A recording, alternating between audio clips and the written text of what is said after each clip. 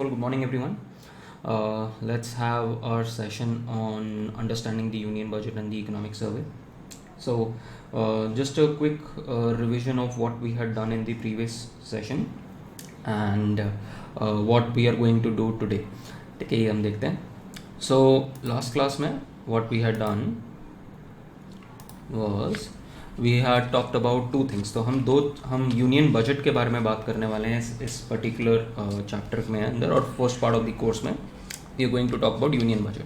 Now I had explain to you that union budget जब हम बात करते हैं तो what we mean by union budget is central government का जो बजट है उसके बारे में वी वांट टू नो. ठीक है. सिमिलरली ऐसा ही बजट जो है वो स्टेट लेवल्स पे भी बनता है. या ऐसा ही बजट स्टेट लेवल्स पे भी बनता है, because India is a federal system. तो फेडरल सिस्टम में state, centre and local bodies होता है. ठीक है. ये तो कॉन्स्टिट्यूशन में ओरिजिनली प्रोविजन थे, but this came into local bodies came into being from the 73rd and the 74th amendment act of 1992. ठीक है. दिस इज समथिंग जो आप सिविल्स में भी पढ़ोगे. जिन लोगों के पास पॉलिटिकल साइंस है वो एन केस पढ़ते हैं इस चीज़ को. जिन लोगों के पास पॉलिटिकल साइंस नहीं है और वो यूपीएससी या किसी प्रेप के लिए जाएंगे, they will probably read this letter on. Then so इसके अंदर लोकल बॉडीज़ में क्या होता है? लोकल बॉडीज़ में दो तरीके की लोकल बॉडीज़ होती हैं. एक आपकी होती है अर्बन लोकल बॉडीज़. ठीक है. और फिर होती हैं आपकी रूरल लोकल बॉडीज़. ठीक है. रूरल लोकल बॉडीज़ जो होती हैं, फॉर एग्जांपल आपकी हो गई ज़िला पंचायत. ठीक है. और क्या कहते हैं, ब्लॉक लेवल पे डिस्ट्रिक्ट पंचायत. ठीक है. इस तरीके से. और आपकी पंचायत जो लेवल जो होते हैं वो ये वाली हो जाती है. अर्बन लोकल बॉडीज़ में फॉर एग्जांपल आपकी म्यूनसिपैलिटीज़. ठीक है. जैसे दिल्ली में there is MCD, there is NDMC. ठीक है. ऐसे कई जगहों पे कैंटोनमेंट एरियाज़ होते हैं जहाँ डिफेंस पे होते हैं. ठीक है. तो वो होते हैं. गाइज आई वुड सजेस्ट कि 2-3 लोग जो हैं वो फर्स्ट क्लास को छोड़ के सेकंड क्लास ज्वाइन कर लो, because this class is getting heavy. ठीक है. There are already 100 people on that particular class. So I would request some of you to shift from the first class to the second class. ठीक है. So नहीं तो वो crash कर जाएगा system and I will be locked out immediately. Now, so this is what we had understood, and हमारा जो focus है वो हमारा सेंट्रल बजट पे है. अभी हमारा पूरा फोकस सेंट्रल बजट के ऊपर रहेगा rather than anything else. And budget के बारे में I had explain to you that there are 2 aspects of it. One is the structural aspect, the other is the analytical aspect. Structural aspect क्या होता है पहले देखते हैं. हमने देखा था structural aspect के अंदर what we talk about is anatomy of the budget. And what do we mean by the anatomy? Anatomy is a medical science term whereby we see कि अच्छा आपकी फिजियोलॉजी कैसे होती है. मतलब कहाँ पर आपका आईज हैं, आईज का स्ट्रक्चर कैसा है या हेड का स्ट्रक्चर कैसा है. तो आप मेजर स्ट्रक्चर्स चेक करते हो. तो this is what you try to do in you can think of it as bone structure as well. ठीक है. but anatomy goes a little deeper as well. ठीक है. तो एनाटमी इन द सेंस हम structure देखते हैं कि अच्छा हम उसके अंदर के वो नहीं देखते माइन्यूट में जाके कि अच्छा किस तरीके से कैसे ऑर्गन्स हैं. बट और अगर हम बजट के बारे में बात करें तो हम बजट के सिर्फ स्ट्रक्चर देख रहे हैं कि कौन सी आइटम कहाँ प्लेस हो रही है. We are not interested in कि उसकी फिगर क्या है. ठीक है. सो वो एनालिसिस जो है we will cover in the analytical part. ये सारा पोर्शन जो है we will see in the analytical portion. Then what we did next was the financial accounting of India, that how are these, there are I talked about there are 3 financial major accounts, and उन तीनों accounts में से एक जो सबसे important account है वो है consolidated fund of India, जिससे budget का सारा लेना देना रहता है. बाकी 2 accounts भी हैं but those are not that important. Although on the top of all these 3 accounts there is a regulatory body which is a constitutional body. तो again when you go for your UPSC prep तो polity के अंदर, और specially जो लोग political science background से हैं उनको पता होगा there are constitutional bodies, non constitutional bodies, there are statutory bodies, non statutory bodies, executive bodies. बहुत तरीके की बॉडीज होती हैं गवर्नेंस के अंदर. तो the most important significant bodies in the country are those जिसका जो ओरिजिन है वो कॉन्स्टिट्यूशन से हो रहा है. सो कंट्रोलर ऑडिटर जनरल जो है वो सबसे important body in terms of finance, जो बेसिकली ओवरलुक करता है सारे एक्सपेंडिचर्स एंड आपने कितना रेवेन्यू कमाया, कितना एक्सपेंस किया, तो उसके ऊपर वो बॉडी देखती है अल्टीमेटली। बस वो बट वो जो है वो जो बॉडी है वो एक तरीके की पोस्टमार्टम रिपोर्ट करती है, ठीक है। इनके ऊपर जो है, let me just right it down, इनके ऊपर जो है कैग होता है, कंट्रोलर एंड ऑडिटर जनरल, ठीक है। आर्टिकल 148 एक बार फिर से चेक कर लेना, although I am pretty sure, as I told you कि मेरे फ्लैटमेट्स के साथ मेरा कंपटीशन होता था फॉर लर्निंग दीज आर्टिकल्स, तो तब से प्रॉब्ली याद है। तो आई थिंक आर्टिकल 148 से लेके 151 तक इज CAG। तो CAG अगर आप चेक करोगे तो बट वो इंडिया के अंदर क्या है, इंडिया के अंदर जब सब कुछ बजट पास हो जाएगा, जब सारा खर्चा हो जाएंगे, उसके बाद का एनालिसिस करता है, तो एक तरीके का पोस्टमार्टम एनालिसिस करता है CAG. वेराज when you will study about it, अगर आप यूके का कंट्रोलर ऑडिटर जनरल देखोगे तो यूके के अंदर ये जब आपकी स्पेंडिंग करने से पहले भी देख सकता है कि अच्छा आप क्या स्पेंड कर रहे हो, कितना स्पेंड कर रहे हो, बात की तो बाद में भी कर सकता है। So we saw these 3 accounts. सबसे इंपॉर्टेंट अकाउंट कौन सा है? सबसे important account is consolidated fund of India. Consolidated fund of India deals with everything with respect to your budget, ठीक है, यूनियन बजट। अगर एक भी रुपी इसके अंदर आ रहा है या एक भी रुपी इससे बाहर जा रहा है, एक भी रुपी इससे बाहर जा रहा है, तो आपको पार्लियामेंट की परमिशन की ज़रूरत है। यहाँ पर without parliament's permission the executive can not even spend a single rupee और even can deposit a single rupee in the consolidated fund of India. और कोई भी बिल होगा, ठीक है, याद रखना ये चीज़, क्योंकि अगेन यहाँ पर बहुत कन्फ्यूजन होता है पॉलिटी में, चाहे पॉलिटिकल साइंस बैकग्राउंड से हो, बहुत सारे लोगों को कन्फ्यूजन होता है। And there is a very good book if you want to study polity, specially अगर आपको बाद में आगे अगर लॉ का एंट्रेंस भी देना है या कोई भी एंट्रेंस एग्जाम देना है, तो पॉलिटी तो हर जगह है। So there is a book by the name of Laxmikanth, ठीक है, लक्ष्मीकांत है, Indian polity. This is a very good book. It's a big book, but अगर कॉलेज खुलेगा तो मैं I will show you something beautiful about it. मैंने पूरी books को सिर्फ 20 पेजेस में कन्वर्ट किया हुआ है। व्हेन आई से 20 pages, I don't mean 40 sides, I mean 20 sides, that means 10 pages, ठीक है। इस पूरी बुक का 70% जो एसेंस है, और and I told you last time as well, आपको इसी तरीके से अपने नोट्स बनाने होंगे, because when you are going to go for any competitive exam, for example UPSC prelims लिखने जाते हो, ठीक है, तो जब आप UPSC प्रीलिम्स लिखने जाओगे तो आप अगले दिन, फॉर एग्जांपल नेक्स्ट वीक में आपको हिस्ट्री भी पढ़ना है, ज्योग्राफी भी पढ़ना है, एनवायरनमेंट भी पढ़ना है, इकोनॉमिक्स भी पढ़ना है, पॉलिटी भी पढ़ना है, तो आप सब कुछ नहीं पढ़ सकते ऐसे एक सारी किताबें उठा के। So you need to have very crisp notes, very small notes.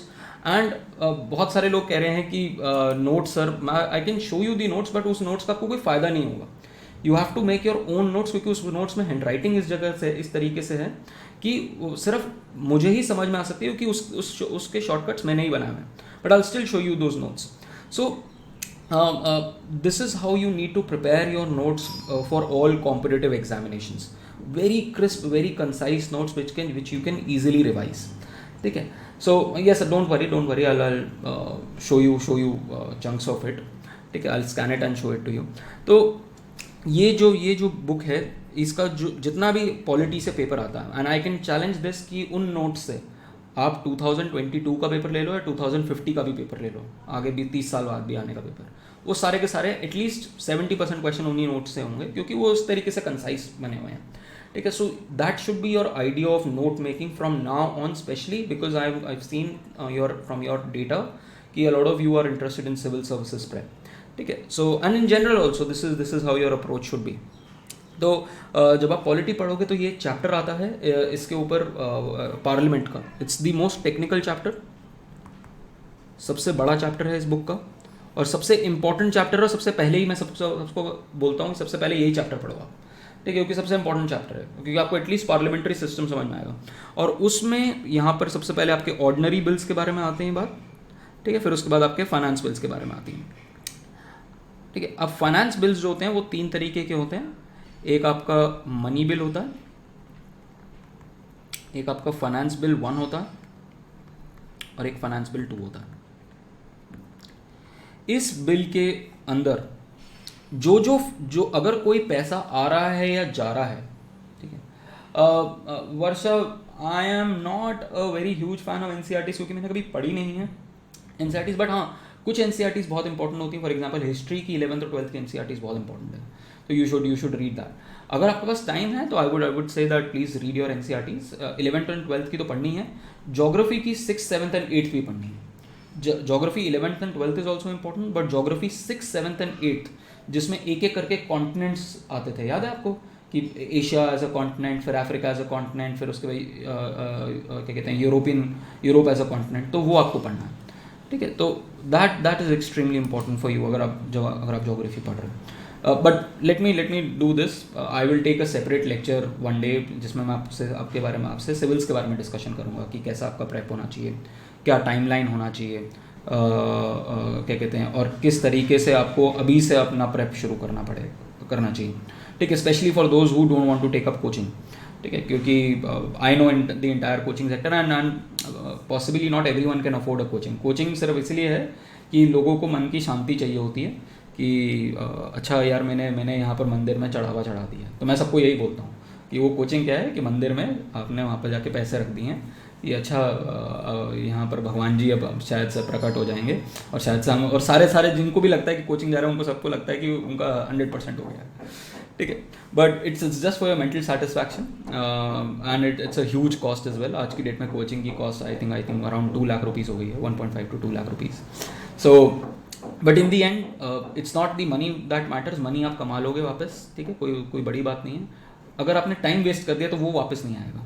ठीक है, सो time is a more important variable in your prep rather than money right now. चलो वो हम बाद में बात करेंगे, but let us discuss these factors first. तो हम मनी बिल के बारे में बात कर रहे हैं. तो मनी बिल क्या होता है? मनी बिल, अगर कोई भी ऐसा बिल आता है पार्लियामेंट के अंदर जिसके अंदर सिर्फ वो फैक्टर्स हैं जो कंसोलिडेटेड फंड ऑफ इंडिया से रिलेटेड हैं. सो कंसोलिडेटेड फंड ऑफ इंडिया से रिलेटेड अगर फैक्टर्स हैं किसी बिल के अंदर तो वो मनी बिल बन जाता है. उसके अंदर और कोई फैक्टर्स नहीं है, सिर्फ कंसोलिडेटेड फंड ऑफ इंडिया वाले फैक्टर्स हैं, तो वो मनी बिल बन जाता है. और मनी बिल के केस के अंदर लोकसभा के पास बहुत ज़्यादा पावर्स होती हैं एज कम्पेयर टू राज्यसभा. ठीक है, ये हम passing of money bill and formation of budget के बारे में बात करेंगे, इसके बारे में इन डिटेल. बट इसमें लोकसभा और राज्यसभा में अनइक्वल पावर्स होती हैं क्योंकि लोकसभा जो है वो डायरेक्टली रिप्रेजेंटेटिव है ऑफ पीपल. क्यों? क्योंकि अगर आपको पता हो हम किसको इलेक्ट करते हैं गाइस, हम एमपीज जो होते हैं वो किसको बोलते हैं, लोकसभा वालों को कि राज्यसभा वालों को? राज्यसभा वालों को एमपीज बोलते हैं, तो लोकसभा वालों को क्या बोलते हैं? अरे वाह, बहुत अच्छे.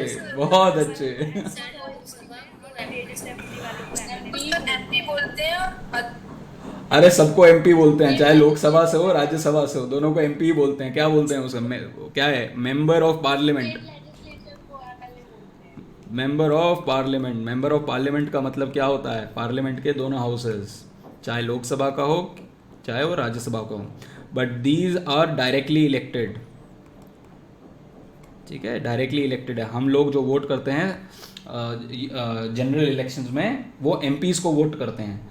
ठीक है, और फिर एमपीज जो हैं वो लोकसभा के एमपीज को वोट करते हैं, जो आपका 543 एमपीज हैं.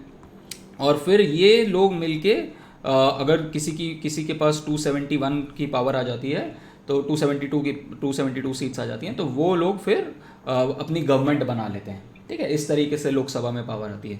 राज्यसभा के अंदर जो इलेक्शन होता है वो उसके अंदर आपके के सारे एमएलएज वोट करते हैं, इलेक्टेड एमएलएज रिमेंबर, और इसके अंदर आपके सारे एमपीज भी वोट करते हैं. इसमें आम पब्लिक पार्लियामेंट के सारे एमपीज वोट करते हैं. और देयर इज समथिंग कॉल्ड, यहाँ पर एक वो बनती है, इलेक्टोरल कॉलेज बनता है बेसिकली, और उसके बेसिस के ऊपर उनके वोट्स के हिसाब से आपका एमपी, आपके जो ये राज्यसभा के मेंबर्स इलेक्ट होते हैं स्टेट वाइज, ये हर स्टेट से कितने एमपीज हैं. ठीक है, तो इसका again procedure, again I don't want to get into polity to explain कि इसका प्रोसीजर क्या है, but this is something that you should know ना. तो देखो अब क्या हुआ कि हाँ रेनी बोलो. एमएलएज वो होते हैं जिनको हम स्टेट गवर्नमेंट के में इलेक्ट करते हैं. फॉर एग्जांपल जब आपका स्टेट का इलेक्शन हुआ था, जैसे दिल्ली में आम आदमी पार्टी जो है, ठीक है, तो जब हम उनको वोट करते हैं, ठीक है, तो एक तो हमारा हो गया सेंट्रल इलेक्शंस, सेंट्रल या जनरल इसको बोलते हैं जनरल इलेक्शंस। जनरल इलेक्शन जो होते हैं वो पूरी कंट्री के लिए होता है, ठीक है। और जनरल इलेक्शंस में आज की डेट में हेड कौन है? बीजेपी के पास पावर है। फिर स्टेट इलेक्शंस होते हैं, जैसे आपका यूपी में यू हैव योगी आदित्यनाथ, दिल्ली में you have Aam Aadmi Party headed by Arvind Kejriwal. तो यहाँ से तो जनरल इलेक्शन के बेसिस पे लोकसभा के एमपीज आते हैं, ठीक है। और स्टेट इलेक्शन जब होता है तब हम यहाँ से इलेक्ट कर रहे होते हैं MLA, member of legislative assembly, ठीक है। तो ये हम इनको इलेक्ट कर रहे होते हैं। और साथ में अगर कहीं पर कई बार कई स्टेट्स के अंदर upper house and lower house भी होता है, तो उसको बोलते हैं member of legislative council, MLC, ठीक है। जैसे यहाँ पर लोकसभा एंड राज्यसभा होता है, वैसे यहाँ पर लेजिस्लेटिव असेंबली होती है और लेजिस्लेटिव काउंसिल होता है। सो this is something like Rajya Sabha but with very less powers, something like Rajya Sabha, ठीक है। And this is the popular, इसको पॉपुलर हाउस भी बोलते हैं, इसको पॉपुलर हाउस भी बोलते हैं। पॉपुलर क्योंकि ये डायरेक्ट इलेक्शन से उठ के आए हैं, ठीक है। देन बट सारे स्टेट्स में एमएलसी नहीं होता, सिर्फ कुछ स्टेट्स में होता है। एंड इनको हम इलेक्ट करते हैं। सॉरी, कहाँ चला गया हमारी स्क्रीन? चली गई स्क्रीन, ठीक है, चलो कोई नहीं। तो अब जब हम मनी बिल के बारे में बात करते हैं, अगर हम मनी बिल के बारे में बात करें तो मनी बिल के केस के अंदर हाँ only 7 states have MLC. For example I think Andhra का है, दिल्ली का है, पुडुचेरी का शायद से है या नहीं है, ठीक है। अब तो just Google it up, you will get to know. Karnataka का होगा, ठीक है। तो अब इसमें क्या है कि ये जो मनी बिल है ये सिर्फ लोकसभा में इंट्रोड्यूस होगा, ये राज्यसभा में इंट्रोड्यूस नहीं होगा, ठीक है। तो ये पावर है। फिर उसके बाद लोकसभा में इसके ऊपर डिस्कशन होगा सबसे पहले, ठीक है। डिस्कशन तो क्या है, दूसरे में भी हो सकता है। फिर उसके बाद पासिंग जो है ये पहले लोकसभा करेगा, लोकसभा पास करेगा। और एक बार लोकसभा ने पास कर दिया तो उसके बाद राज्यसभा के पास 2 ऑप्शंस हैं। क्या ऑप्शन हैं? पहला रेकमेंड सम चेंजेस, ठीक है। और दूसरा पास द बिल। और तीसरा होल्ड ऑन टू इट, कुछ मत करो, लेके बैठ जाओ, ठीक है। तो जिसको कई बार अगर चलो छोड़ो, मैं पॉकेट वीटो के बारे में नहीं जाना चाहता। तो ये 3 ऑप्शन आ जाते हैं आपके पास। फिर अगर उसने कोई रेकमेंड चेंजेस किया तो ये वापस लोकसभा के पास पहुंच जाता है, और लोकसभा चाहे तो इसको एक्सेप्ट कर सकता है या नहीं एक्सेप्ट कर सकता है, और जो भी वो करेगा उसके बाद it will be deem to be passed. अगर उसने पास कर दिया तो सीधा ही प्रेसिडेंट के पास पहुंच जाएगा पास होने के बाद। और अगर उसने 14 डेज से ज़्यादा होल्ड अप कर लिया इसको तो it will again be deem to be passed और सीधा प्रेसिडेंट के पास पहुंच जाएगा, ठीक है। तो इस तरीके से मनी बिल जो है, प्योर मनी बिल जो है, उसमें बहुत ज़्यादा पावर्स लोकसभा के पास होती है, राज्यसभा के पास ज़्यादा पावर्स नहीं होती। Please read about the entire constitutional issue कि हाउ आधार बिल जिसको हम आधार एक्ट कहते हैं was passed as a money bill, जबकि उसका कोई लेना देना नहीं था कंसोलिडेटेड फंड ऑफ इंडिया से, ठीक है। इस डिबेट के बारे में पढ़ना। तो अब ये कौन बताएगा कि मनी बिल है या नहीं है, ठीक है। तो ये जो पावर है this is with the speaker of house and his decision, ठीक है। और स्पीकर कहाँ से आता है? स्पीकर आता है मेजॉरिटी से, मेजॉरिटी जिसके पास है। फॉर एग्जांपल आज की डेट में जो स्पीकर है वो बीजेपी से है।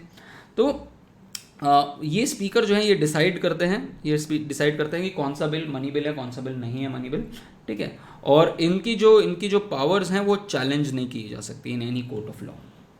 Even the supreme Court can not challenge the decision taken by the speaker of the house, because हम कॉन्स्टिट्यूशनल प्रोप्राइटरी और सेपरेशन ऑफ पावर्स के बारे में बात करते हैं। तो ये भी again you will find this out in the chapter of parliament, ठीक है। तो सबसे पहले जो सबसे इंपॉर्टेंट चैप्टर है अगर आपको पढ़ना है पॉलिटी के लिए और आपको अपनी पॉलिटी स्ट्रॉन्ग करनी है, ठीक है, तो सबसे पहले पार्लियामेंट का चैप्टर पढ़ो, ठीक है। चलो, and again see this guys, if your and I am teaching you this after, and I am teaching someone this polity वाला एस्पेक्ट आफ्टर 4 years, मैंने लास्ट 2017 में आई गेव माई अटेम्प्ट, तो when I was writing means, तो वो इसलिए ये सब अभी भी इतने सालों बाद याद रहता है, because you have concise notes. अगर आप सिंपल वो पूरी किताब को लेके करोगे तो वो याद नहीं रहेगा. ठीक है, हो सकता है आर्टिकल इधर से उधर आप थोड़ा बहुत भूल जाओ, प्रोविजंस भूल जाओ, बट आपको ब्रॉड एस्पेक्ट हमेशा याद रहेगा if your notes are very crisp and very and you have revise it 4-5 times. ठीक है, तो दिस वाज माई ऑब्जेक्टिव अभी, कि आप इस तरीके से अपना अप्रोच रखो. चलो, समझ में आया गाइस? ये समझ में आया मनी बिल? मैंने लास्ट टाइम थोड़ा सा बता नहीं पाया था, but I wanted to discuss in detail. Yes, sir. ठीक है. Yes, sir. The one doubt. हाँ, yes Ananya. Sir, if the money bill is related to Consolidated Fund of India, there's no requirement of speaker to decide if it is whether a money bill or not, right? No, the powers have been given, Tanmay, powers have been given to the speaker, because the speaker ultimately is the sole authority who introduces, who basically allows for any bill to be listed. ठीक है, nothing can be listed in the parliament without the approval of the speaker. So speaker needs to decide that what kind of a bill is this, and certain kind of bills could be related to Consolidated Fund of India, but it could also have other issues as well. So it's very important to basically delineate whether it's a pure money bill, whether or it's a finance bill type 1 or is it a finance bill type 2. So depending on different aspects of a particular bill, you have to, the speaker has to decide and use his discretion to decide upon that particular bill. No, it's not automatic. It's not automatic. It has to be, it has to have from the hand and stamp of the speaker. चलो, non political science वालों को समझ में आया, because political science वालों को तो I am sure समझ में आ जाना चाहिए था. Yes Sanjana, yes Saujana. Oh sorry, I am very bad with names guys. ठीक है, तो प्लीज़ डोंट माइंड. जब मिलोगे तो मुझे तुम्हारा नाम भी याद रह जाएगा, तुम्हारी शक्ल भी अगले 10 साल तक याद रहेगी. Don't worry, I remember all my students since 2014. चलो, yes. Speaker's decision cannot be challenged at court, right, sir? Yes. So, but during Minerva Mills case, that Supreme Court, like it gave verdict against that 42nd Amendment, right, sir, because it is against judicial review. So, according to that verdict, it could be challenged in the court, right?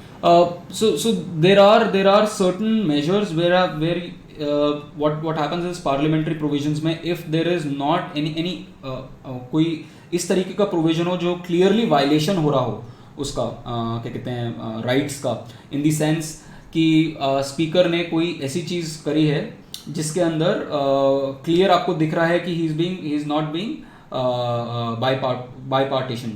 ठीक है, तो उस case में वो challenge हो सकता है. It's not as if कि वो अनचैलेंज्ड है, क्योंकि because of what is happening in the Indian parliament, the supreme court has to cross the boundaries of what it was initially allotted. तो I am talking about the strict sense जिस तरीके से constitution बना था, but जिस तरीके से फिर उसके बाद ऑपरेट करना शुरू किया पार्लियामेंट ने, जिस तरीके से स्पीकर्स जो हैं उन्होंने ऑपरेट करना शुरू किया, कभी भी जाके, जैसे फॉर एग्जांपल गवर्नर्स जो हैं कभी भी जाके किसी भी चीज़ पे वो कर लेते थे कि इस स्टेट में प्रेसिडेंशियल रूल लग गया, तो उसमें फिर एसआर बोमई केस आया और उसने कहा कि नहीं यार, गवर्नर की पावर जो है अनचैलेंज नहीं है, Supreme Court can ask for material evidence on which this opinion was taken. तो ऐसे ही अगर the supreme Court thinks that there is something which is very vicious in nature, then it might ask for certain material, but I'm not very sure whether वो speaker के लिए valid है या नहीं. I would have to read it again. So I don't want to give you the wrong information because I've read it 4-5 years ago. But if I read it again, if I search it again, और polity की किताब में 100% है लक्ष्मीकांत में ये चीज़, so उसमें वो mention होगा कि whether it's challengeable or not. SR Bommai case I am 100% sure कि गवर्नर के केस में है.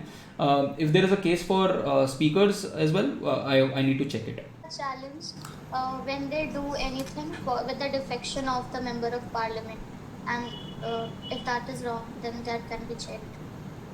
हाँ, मतलब मैं वही कह रहा हूँ कि ये अगर ओरिजिनल कॉन्स्टिट्यूशन साक्षी के बारे में बात करो तो ओरिजिनल कॉन्स्टिट्यूशन में तो मतलब it's a very you can think of it as a very important position and a very bipartisan कहते हैं पोस्ट, स्पीकर का जो पोस्ट है. बट जिस तरीके से आप ऑपरेट करते हैं उसमें वो बाईपार्टिजम दिखता नहीं है. ठीक है, वो दिखता है आपको क्लियरली दिखता है कि अच्छा कि एक मिनट, कोई बात नहीं शिल्पा, छोड़ दो वो पॉलिटी की बात छोड़ दो, but in general what I am trying to tell you is that let's not get into this discussion of speaker और वो, ये हम क्लास के बाद का डिस्कशन कर लेते हैं, ठीक है, छोड़ो अभी इस बात को, अभी बहुत सारी चीज़ें और करनी है, चलो कोई नहीं। हाँ, the next article that we understood was that of the contingency fund of India, and contingency fund of India I told you is basically a fund which is in control of the president, and जहाँ पर कोई emergency हो, कोई crisis हो, तो उसको आप use कर सकते हो, and parliament उस time पे respond नहीं कर पा रही है, तो आप इसको fund को use कर सकते हो। And the third fund that we talked about was the public account of India, where the government this account is in the hands of the executive, and the executive can spend this money as and how the executive wants, तो उसमें कोई permission की ज़रूरत नहीं है, कोई क्या कहते हैं ओवरसाइट की ज़रूरत नहीं है पार्लियामेंट की, बट अल्टीमेटली हाँ, इन सब के बाद व्हाट हैपन्स इज, इन सब के बाद भी चाहे वो पार्लियामेंट के पावर में हो या ना हो, इन सब के बाद भी कैग आता है, कैग का अकाउंट इन कैग जो है इन सबको देखता है, ठीक है। तो और उसकी एक बहुत इंपॉर्टेंट कमेटी होती है, पब्लिक अकाउंट्स कमेटी, PAC बोलते हैं, सुना है किसी ने? पॉलिटिकल साइंस गाइस, पैक्स, ठीक है, it's usually headed by the opposition party, ठीक है, इसका जो हेड होते हैं usually is by the opposition party, इसलिए ये बहुत अच्छा चेक कर सकती है गवर्नमेंट पे कि किस तरीके से गवर्नमेंट ने एक्सपेंडिचर किया है, ठीक है। तो यहाँ पर जो है इस पब्लिक अकाउंट ऑफ इंडिया में क्या होता है, पब्लिक अकाउंट ऑफ इंडिया के अंदर government acts as a banker, ठीक है। बैंकर किस तरीके से, जो आप PF में पैसा डालते हो या स्मॉल सेविंग सर्टिफिकेट्स में आपके पेरेंट्स पैसा डालते हैं, तो वो बेसिकली गवर्नमेंट को पैसा दे रहे हैं इन इट्स पब्लिक अकाउंट, और जब भी आप गवर्नमेंट एक्ट करेगी एज अ बैंकर, तो क्या होगा, तो उस केस में गवर्नमेंट आपको इंटरेस्ट भी देगी, ठीक है। तो आपके अकाउंट में इंटरेस्ट आता है, वो इस ट्रस्ट अकाउंट से इस गवर्नमेंट ऑफ इंडिया के बैंक से आ रहा होता है, इस तरीके से बैंक से आ रहा होता है, there is no nothing called government of India का बैंक। So and it is completely in the hands of the finance minister, executive. Then the next thing that we studied in the last class was about there are these three things that come in the budget reading, ठीक है। जब भी आप budget को read करोगे, जब हम budget eight glance पढ़ेंगे, और ये हमारे रिलेटेड ही बजट है क्योंकि ये 2021-22 का ही बजट है, तो जब भी हम ये बजट पढ़ेंगे तो बजट में हमारे पास ये 4 फिगर्स होंगे, हमने इसके बारे में डिस्कशन किया था। Every budget talks about 3 years, the upcoming year, ठीक है। बजट जो होता है it's an exercise into 3 years। पहला coming financial year, in case ये बजट कब प्रेजेंट हुआ, ये बजट प्रेजेंट हुआ 1 February 2021, तो कमिंग फाइनेंशियल ईयर क्या हुआ 2021-22, which is also called as FY22, ठीक है। फिर और इसके एस्टिमेट्स को बोलेंगे बजट एस्टिमेट, कि इतना हम बजट एस्टिमेट, कि this is what we want, this is what we expect in terms of revenue and in terms of expenditure. we'll talk about that as well. Then the second thing that we will talk about is revised the current financial year. current financial year कौन सा हो गया 2020-21, क्योंकि 1 February को ये financial year खत्म नहीं हुआ, विच इज FY21, ठीक है। एंड हमने लास्ट ईयर जब बजट बनाया था तो इस साल का बजट एस्टिमेट दिया था, तो हम कंपेयर करेंगे budget estimate versus revise estimate, कि 10 महीने बीत गए हैं, 10 months have gone by, what is the state of the economy, आपने कितना पैसा उठाया, कितना पैसा आपने रेज किया और कितना पैसा आपने स्पेंड किया।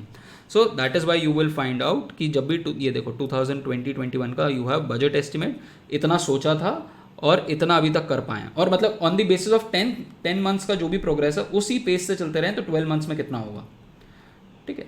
क्योंकि 12 months का नहीं है, बट रिवाइज कर सकते हो कि अच्छा हम इतना एक्सपेंडिचर कर पाएंगे, इतना इनकम कमा पाएंगे, ठीक है। And now guys my question to you is पिछले साल जब 1 February को बजट आया था, लेट मी पिछले साल 1 02/2020 को आया था। तो कुछ बजट एस्टिमेट्स हुए होंगे, और बजट एस्टिमेट्स में क्या होता है, बजट एस्टिमेट्स में दो ही चीज़ें होती हैं, या तो इनकम और एक्सपेंडिचर, ठीक है, which is receipts and expenditure. अब ये जो बजट प्रेजेंट किया 1/2/2021 को, what do you think guys, इस रिवाइज्ड एस्टिमेट्स में पिछले एक साल में जो इंडिया में हुआ उसको सोच के बताना, रिसीट्स और एक्सपेंडिचर में क्या हुआ होगा एज कंपेयर टू जो हमने सोचा था। What do you think would have happened? Question समझ में आया सबसे पहले? एक्सपेंडिचर ज़्यादा होगा सर। क्यों हुआ होगा ऐसा? देखो, हाँ ठीक है, हाँ ठीक है, समझ में आ गया, हो गया, समझ में आ गया, ठीक है। नाउ बिकॉज ऑफ कोविड, क्योंकि तब तक कोविड नहीं आया था इंडिया में, ठीक है, तब तक कोविड नहीं आया था इंडिया में, बट कोविड का लॉकडाउन जो लगने शुरू हुआ मिड ऑफ मार्च में लगने शुरू हुआ। तो क्या हुआ, हमारी जो इनकम्स होगी, जो हमने इनकम सोचा होगा वो बहुत ज़्यादा गिर गई होंगी, एंड एक्सपेंडिचर हमने इतना सोचा नहीं होगा कि वैक्सीन पे भी खर्च करना पड़ेगा और इन चीज़ों पे भी खर्च करना पड़ेगा, माइग्रेंट लेबर को भी देना पड़ेगा, एनआरईजे में भी बढ़ाना पड़ेगा। तो यू विल सी कि आपके एक्सपेंडिचर्स जो हैं वो बहुत ज़्यादा बढ़ गए हैं, और आपके रेवेन्यूज़ जो हैं, इंडिया का फिस्कल डेफिसिट 3.3% नहीं है, किसने सूची, ये 7% के अराउंड पहुँच गया, ठीक है, इनफैक्ट 9% था लास्ट ईयर, ठीक है, 9.5% है, और इस साल 7 पॉइंट समथिंग आप एक्सपेक्ट कर रहे हैं। I'll come to that, don't worry, don't jump the gun, ठीक है, I'll explain it to you। ये सबसे ज़्यादा टेक्निकल, सबसे ज़्यादा अब्यूज्ड वर्ड है, अब्यूज्ड फिगर है इन terms of when you study budget figures and public finance में, बिकॉज लोग उसको सीधा रट्टा मार लेते हैं रादर देन समझने के बजाय। So now because of COVID, what has happened is that your receipts have reduced and your expenditures have increased। हम इसको यहीं से देख सकते हैं, और यही हम बात करेंगे जब हम एनाटमी से मूव ऑन करके जब हम उसके अंदर चले जाएंगे एनालिसिस में, ठीक है। तो लेट अस सी दिस। तो कैन यू सी, ये देखो, ये फिगर्स देखना गाइस, आपने रिसीट सोचा था कि अच्छा ये सारी फिगर्स ना इन करोर्स हैं। आई एक्सप्लेन यू कि इन करोर्स क्या है, अभी I am going to explain you in crores क्या है। और ये देखो, ये कुछ था 20 लाख करोड़, ठीक है, तो 20 लाख है, और उसके बाद you have 7 zeros, so this figure is 20 lakh, this figure is 20 lakh then raise to the power 7, ठीक है, क्योंकि ये क्या है, ये करोड़ होता है, ठीक है। इतना आपने एक्सपेंडिचर, रेवेन्यू इनकम आपने सोची थी, बट आपको रेवेन्यू इनकम 15 लाख करोड़ की हुई है। I'll put all of these into context, ठीक है, don't worry, I'll put all of these in context, क्योंकि ऐसे अगर मैं बोल दूं 20 लाख करोड़, 50 लाख करोड़, तो आपको समझ नहीं आएगा।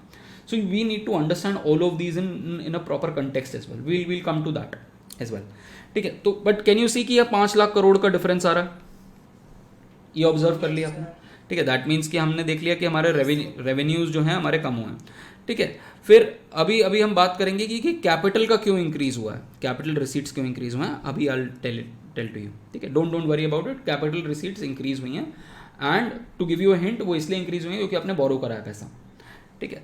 देन उसके बाद एक्सपेंडिचर में देखो, एक्सपेंडिचर में आपने कहा था बॉस मैं 30 लाख करोड़ रुपए खर्च करूंगा, ठीक है, बट आपने खर्च आपको करना पड़ा 34.5 लाख करोड़, ठीक है, 4.5 लाख करोड़ ज़्यादा हो गया। तो यू कैन ईजिली सी यहाँ पर जो हमारा कोविड का इम्पैक्ट है, वो आप ब्रॉड फिगर्स में ही देख पा रहे हो कि ब्रॉड फिगर्स में कोविड का impact. So it's mainly due to the increase in grant in aid for creation of capital asset. No, अभी यहाँ पर grant and aid on capital assets की बात नहीं हो रही यहाँ पर, नहीं कर रही, ठीक है। वो हम इफेक्टिव रेवेन्यू डेफिसिट में जब पहुँचेंगे तब हम बात करेंगे उसकी, इसका कोई कंसर्न नहीं है, ठीक है। Okay, sir. ना the third thing that we need to understand, जो हमने समझी थी यहाँ पर बात, वो थी थर्ड थिंग जो हमने समझी थी, वो थी कि एक और साल का बजट आएगा जिसमें आपको एक्चुअल मिलेगा last financial year which is 2019-20, which is also called as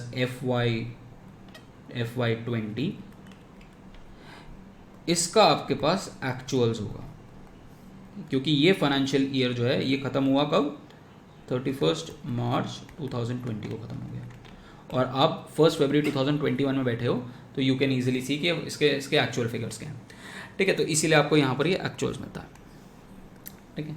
so some people I think miss the first class, तो इसीलिए I kind of went slow in terms of explaining everything, ठीक है। यहाँ तक सबको क्लियर है guys? All of us are on the same page now? Sir, actual one is the last one now. क्या क्या? Last year, sorry. Actual one is the last year, no? Actuals is the last year, yes, last financial year. 3 financial years के बारे में होती है, last financial year, ongoing financial year and coming financial year, ठीक है। चलो great, now let's move on to revise estimate. Tanmay क्या होता है कि आपने अपने समथिंग लाइक कि आपने जैसे ईयर की स्टार्टिंग करी, आपने ईयर की स्टार्टिंग करी with a very big bank कि अच्छा इस साल तो हम डिसइन्वेस्टमेंट भी करेंगे, इस साल हम बहुत पैसा कमाएंगे, इस साल हम अपनी एक्सपेंडिचर्स को थोड़ा कम करने की कोशिश करेंगे। तो जैसे जैसे आप हर सेमेस्टर के स्टार्टिंग में सोचते हो कि हाँ यार सारी क्लासेस अटेंड करेंगे, ठीक है, सारे इंटरनल टाइम पे देंगे, तो वो आपकी अप्रोच थी। बट किसी को नहीं पता था कि कोविड आ जाएगा। लास्ट ईयर तो हमें किसी को भी नहीं पता था कि कोविड आ जाएगा, तो उसकी वजह से क्या हुआ, आपके एक्सपेंसेस जो हैं वो बहुत ज़्यादा बढ़ गए, ठीक है। आपको सिलेंडर खरीदना पड़ा होगा 30-30 हज़ार रुपये का, 20-20 हज़ार रुपये का। हॉस्पिटलाइजेशन कॉस्ट इंक्रीज़ हो गई होंगी, बिना बात की हॉस्पिटलाइजेशन कॉस्ट आ रही होंगी, बिना बात का क्या कहते हैं आपको टेस्ट कराने पड़ रहे होंगे, ठीक है। तो आपकी एक्सपेंडिचर्स, जब हाउस होल्ड लेवल पे एक्सपेंडिचर बढ़ रहा है तो गवर्नमेंट का भी तो बढ़ रहा होगा कहीं ना कहीं, ठीक है। और आपकी इनकम वहाँ से होनी नहीं, जब लोगों के पास इनकम ही नहीं है तो लोग टैक्स कैसे देंगे? लोगों के जब बिजनेसेस बंद हैं, जब आपने पूरे देश में लॉकडाउन लगा दिया तो बिजनेस नहीं हो पा रहे, और आज तक बिजनेस रिवाइव नहीं हुए हैं बहुत सारे। तो जब बिजनेस ही रिवाइव नहीं होगा तो जो आदमी कमाएगा नहीं वो टैक्स क्या पे करेगा? तो गवर्नमेंट के रेवेन्यूज में फ़र्क आ जाएगा, कम हो जाएंगे। सो बिकॉज ऑफ दैट अब 10 महीने जब बीत गए तो आपने सोचा था कि आपको कुछ रेवेन्यू होगा, कुछ एक्सपेंडिचर होगा, बट 10 महीने बीतने के बाद जब आप 1 फरवरी 2021 को रिफ्लेक्ट करते हो, द ईयर गॉन बाय, अभी 10 महीने बीत चुके हैं ना इस फाइनेंशियल ईयर के, तो then you try to see कि अच्छा बॉस मैंने सोचा ये था, अब मैं इतना अचीव कर पाऊंगा बाय द टाइम ऑफ 31 मार्च 2021 में इतना अचीव कर सकता हूँ। तो आप रिवाइज करते हो अपनी expectations. So those are called as revise estimate. Actual is something that you already know. Last financial year तो खत्म हो गया है ना, ये फाइनेंशियल ईयर कब खत्म हुआ? This financial year got over, this financial year got over on 31st March 2020. You are sitting on 1st February. You are sitting on 1st February 2021. The ongoing financial year, ये जो financial year है will get over on 1st February 31st March 2021. So this financial year is not over, तो इसको आप सिर्फ revise करके expectation दे सकते हो, बट दिस फाइनेंशियल ईयर तो इज ऑलरेडी कंप्लीट। तो ये जब कंप्लीट हो गया तो इसके बाद तो आपके पास एक्चुअल फिगर है कि बॉस इतना हुआ है और इतना नहीं हुआ। समझ में आया? ओके खुशी, the estimates is not for 10 months, the estimate is for the entire year, ठीक है। 10 months का एस्टिमेट, 10 months के बेसिस के ऊपर आप एस्टिमेट करते हो पूरे साल का, ठीक है। आप सिर्फ 10 महीने का एस्टिमेट नहीं देते। Excuse me, sir. Yes Sir, can we say in a manner that budget estimates of a particular year are represented twice, once as a prospective year and once as a current financial? वो तो compare करने के लिए है ना साक्षी, वो तो compare करने के लिए। मैं चाहूँ तो मैं इसको हटा भी सकता हूँ, वो तो कंपेयर करने के लिए है। वो तो कोई भी साल का, अगर आप कोई भी साल लोगे, एवरी ईयर से यू से 2021-22, आज इस साल के बजट में ये सेम साल बजट एस्टिमेट है, अगले साल ये सेम साल रिवाइज एस्टिमेट हो जाएगा, और नेक्स्ट टू नेक्स्ट ईयर यही जो है ये एक्चुअल में कन्वर्ट हो जाएगा। 10 months of it, the revised estimates are out. No, revise estimates जो हैं, ये तो मैं समझ ही नहीं आया। रिवाइज एस्टिमेट्स जो हैं वो करंट फाइनेंशियल ईयर के होंगे, ठीक है, current financial year. Let me explain this. अभी हम कहाँ बैठे हैं? अभी हम बैठे हैं 1 फरवरी 2021 में। इस दिन बजट आया, तो जब इस दिन बजट आया तो आप बजट क्या होता है? बजट प्रोस्पेक्टिव ईयर, आने वाले साल के लिए होता है। तो ये बजट जो प्रेजेंट करते हैं हम करते हैं फॉर 1/4/2021 से लेके 31/3/2022 के लिए। ये हम बजट प्रपोज कर रहे हैं।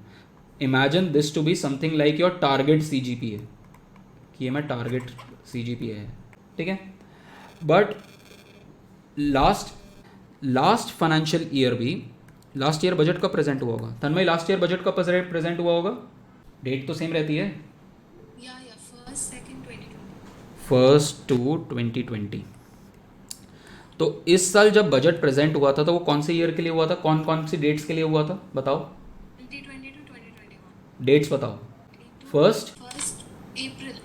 Yes. 1st April 2020 to 31st March of 2021. तो ये आपने बजट लास्ट ईयर प्रेजेंट किया था. आज जब आपने बजट प्रेजेंट किया है तो ये फाइनेंशियल ईयर खत्म हो गया है क्या? कहाँ खत्म हुआ? कहाँ खत्म हुआ है? अभी तो 2 महीने बचे हुए हैं. कितने महीने बीत गए हैं? 10 महीने बीत गए हैं. तो ये आपने जब सोचा था तो ये उस टाइम पे लास्ट ईयर ये आपका टारगेट CGPA था. बट 10 महीने समथिंग लाइक कि आपके इंटरनल्स हो चुके हैं, आपके फाइनल्स आने वाले हैं. तो जब आपके इंटरनल्स में ही ठीक नंबर नहीं होंगे तो आपके फाइनल में 10 पॉइंटर कैसे हो जाएगा? तो you revise based on your performance till in these 10 months, you revise the figure for entire 12 months. इसको फोरकास्टिंग बोलते हैं इन तो इसको हम रिवाइज करेंगे, रिवाइज एस्टिमेट्स, नया एस्टिमेट प्रेजेंट करेंगे based on the year gone by, based on the 10 months gone by. But इससे 1 साल पहले भी बजट प्रेजेंट हुआ था इस डेट को. ये बजट प्रेजेंट हुआ था 1/4/2019 से लेके 31st March 2020 तक के लिए. ये खत्म हो गया कि नहीं हो गया इस डेट को? तो ये जब खत्म हो गया तो इसके एक्चुअल दे सकते हो. ये वो स्कोर है what you have actually got, your actual CGPA जो DU ने दिया. क्या पूछा? हाँ, final result. Now there should not be any, किसी को भी कोई डाउट नहीं होना चाहिए इसके ऊपर. क्लियर है guys? We have now we need to see. अब हम क्या करते हैं, अब हम बजट को 2 पार्ट्स में डिवाइड करते हैं. पहले इनकम साइड देखेंगे, रिसीट साइड जिसको हम बोलते हैं, और फिर हम नेक्स्ट जो है हम एक्सपेंडिचर साइड देखेंगे. ठीक है, तो पहले हम इनकम साइड के बारे में बात करते हैं. तो जब हम इनकम साइड के बारे में बात करते हैं तो उसको हम बोलते हैं रिसीट्स. ठीक है, रिसीट्स मैंने बजट लिखा है बट वो रिसीट साइड है. बजट इसलिए क्योंकि मैंने दिखाने के लिए कि ये बजट का ओवरऑल हेड है. ठीक है, तो रिसीट सबसे पहले देखते हैं. और रिसीट्स जो हैं वो 2 तरीके की होती हैं. एक वो होती हैं जो रेवेन्यू रिसीट्स होती हैं. Now what are these revenue receipts? Revenue receipts are those receipts which are recurring in nature. Recurring होती है, दैट मीन्स ये वो इनकम है जो आप एक्सपेक्ट करते हो मुझे हर साल होगी. एज अ हाउस होल्ड, आप अब सब घर में रहते हो, as a household what do you think आपके घर की रेकरिंग इनकम क्या है? The salary of your father और your salary of your parents. ठीक है, सैलरी वुड बी 1. ठीक है, देन अपार्ट फ्रॉम दैट अगर किसी को रेंट आ रहा है, कहीं पर आपने रेंट पे प्रॉपर्टी दी हुई है तो वो रेंट भी हो जाएगा. तो या फिर अगर आप प्रॉफिट्स कमा रहे हो तो वो प्रॉफिट का इन जनरल कि ये इतना प्रॉफिट कमा रहा हूँ मैं बिजनेस से. तो इस तरीके से जो आपकी इनकम है, जो आपकी रिकरिंग इनकम है, वो आपकी रेवेन्यू इनकम हो गई. ठीक है, ये जो इनकम है ये हर साल होगी और यू आर एक्सपेक्टिंग कि ये हर साल जनरेट होगी ना. हमारे केस में क्या होता है, हमारे केस में जो रिसीट्स होती हैं, ठीक है, रेवेन्यू रिसीट जो रिकरिंग इनकम होती है वो 2 तरीके की आती है. एक आती है आपकी रेवेन्यू रिसीट्स, एक होती है आपकी टैक्स रिसीट्स और एक होती है नॉन टैक्स रिसीट्स. ठीक है, पहले हम टैक्स रिसीट्स के बारे में बात करेंगे फिर. अच्छा, यहाँ पर guys please make a note, ये नॉन टैक्स है. आई चेंज द PPT, ये नॉन टैक्स होना चाहिए था. मैंने कॉपी करते हुए आई थिंक गलती कर दी, इसके ऊपर वो नहीं ऐड करा. तो ये नॉन टैक्स रिसीट्स है. तो 2 तरीके की हमारी इनकम होती हैं. पहली होती है टैक्स से जो पैसा जो गवर्नमेंट कमाती है. गवर्नमेंट कैसे पैसा कमा सकती है? गवर्नमेंट आपसे और हमसे टैक्स लेती है, डायरेक्ट टैक्स या इनडायरेक्ट टैक्स. ठीक है, तो एक्चुअली टैक्सेस जो होते हैं वो 2 तरीके के होते हैं. Let us see that also. Taxes जो होते हैं वो 2 तरीके होते हैं, एक डायरेक्ट एंड एक indirect. What is direct tax guys? किसी को आइडिया है डायरेक्ट टैक्स क्या होता है?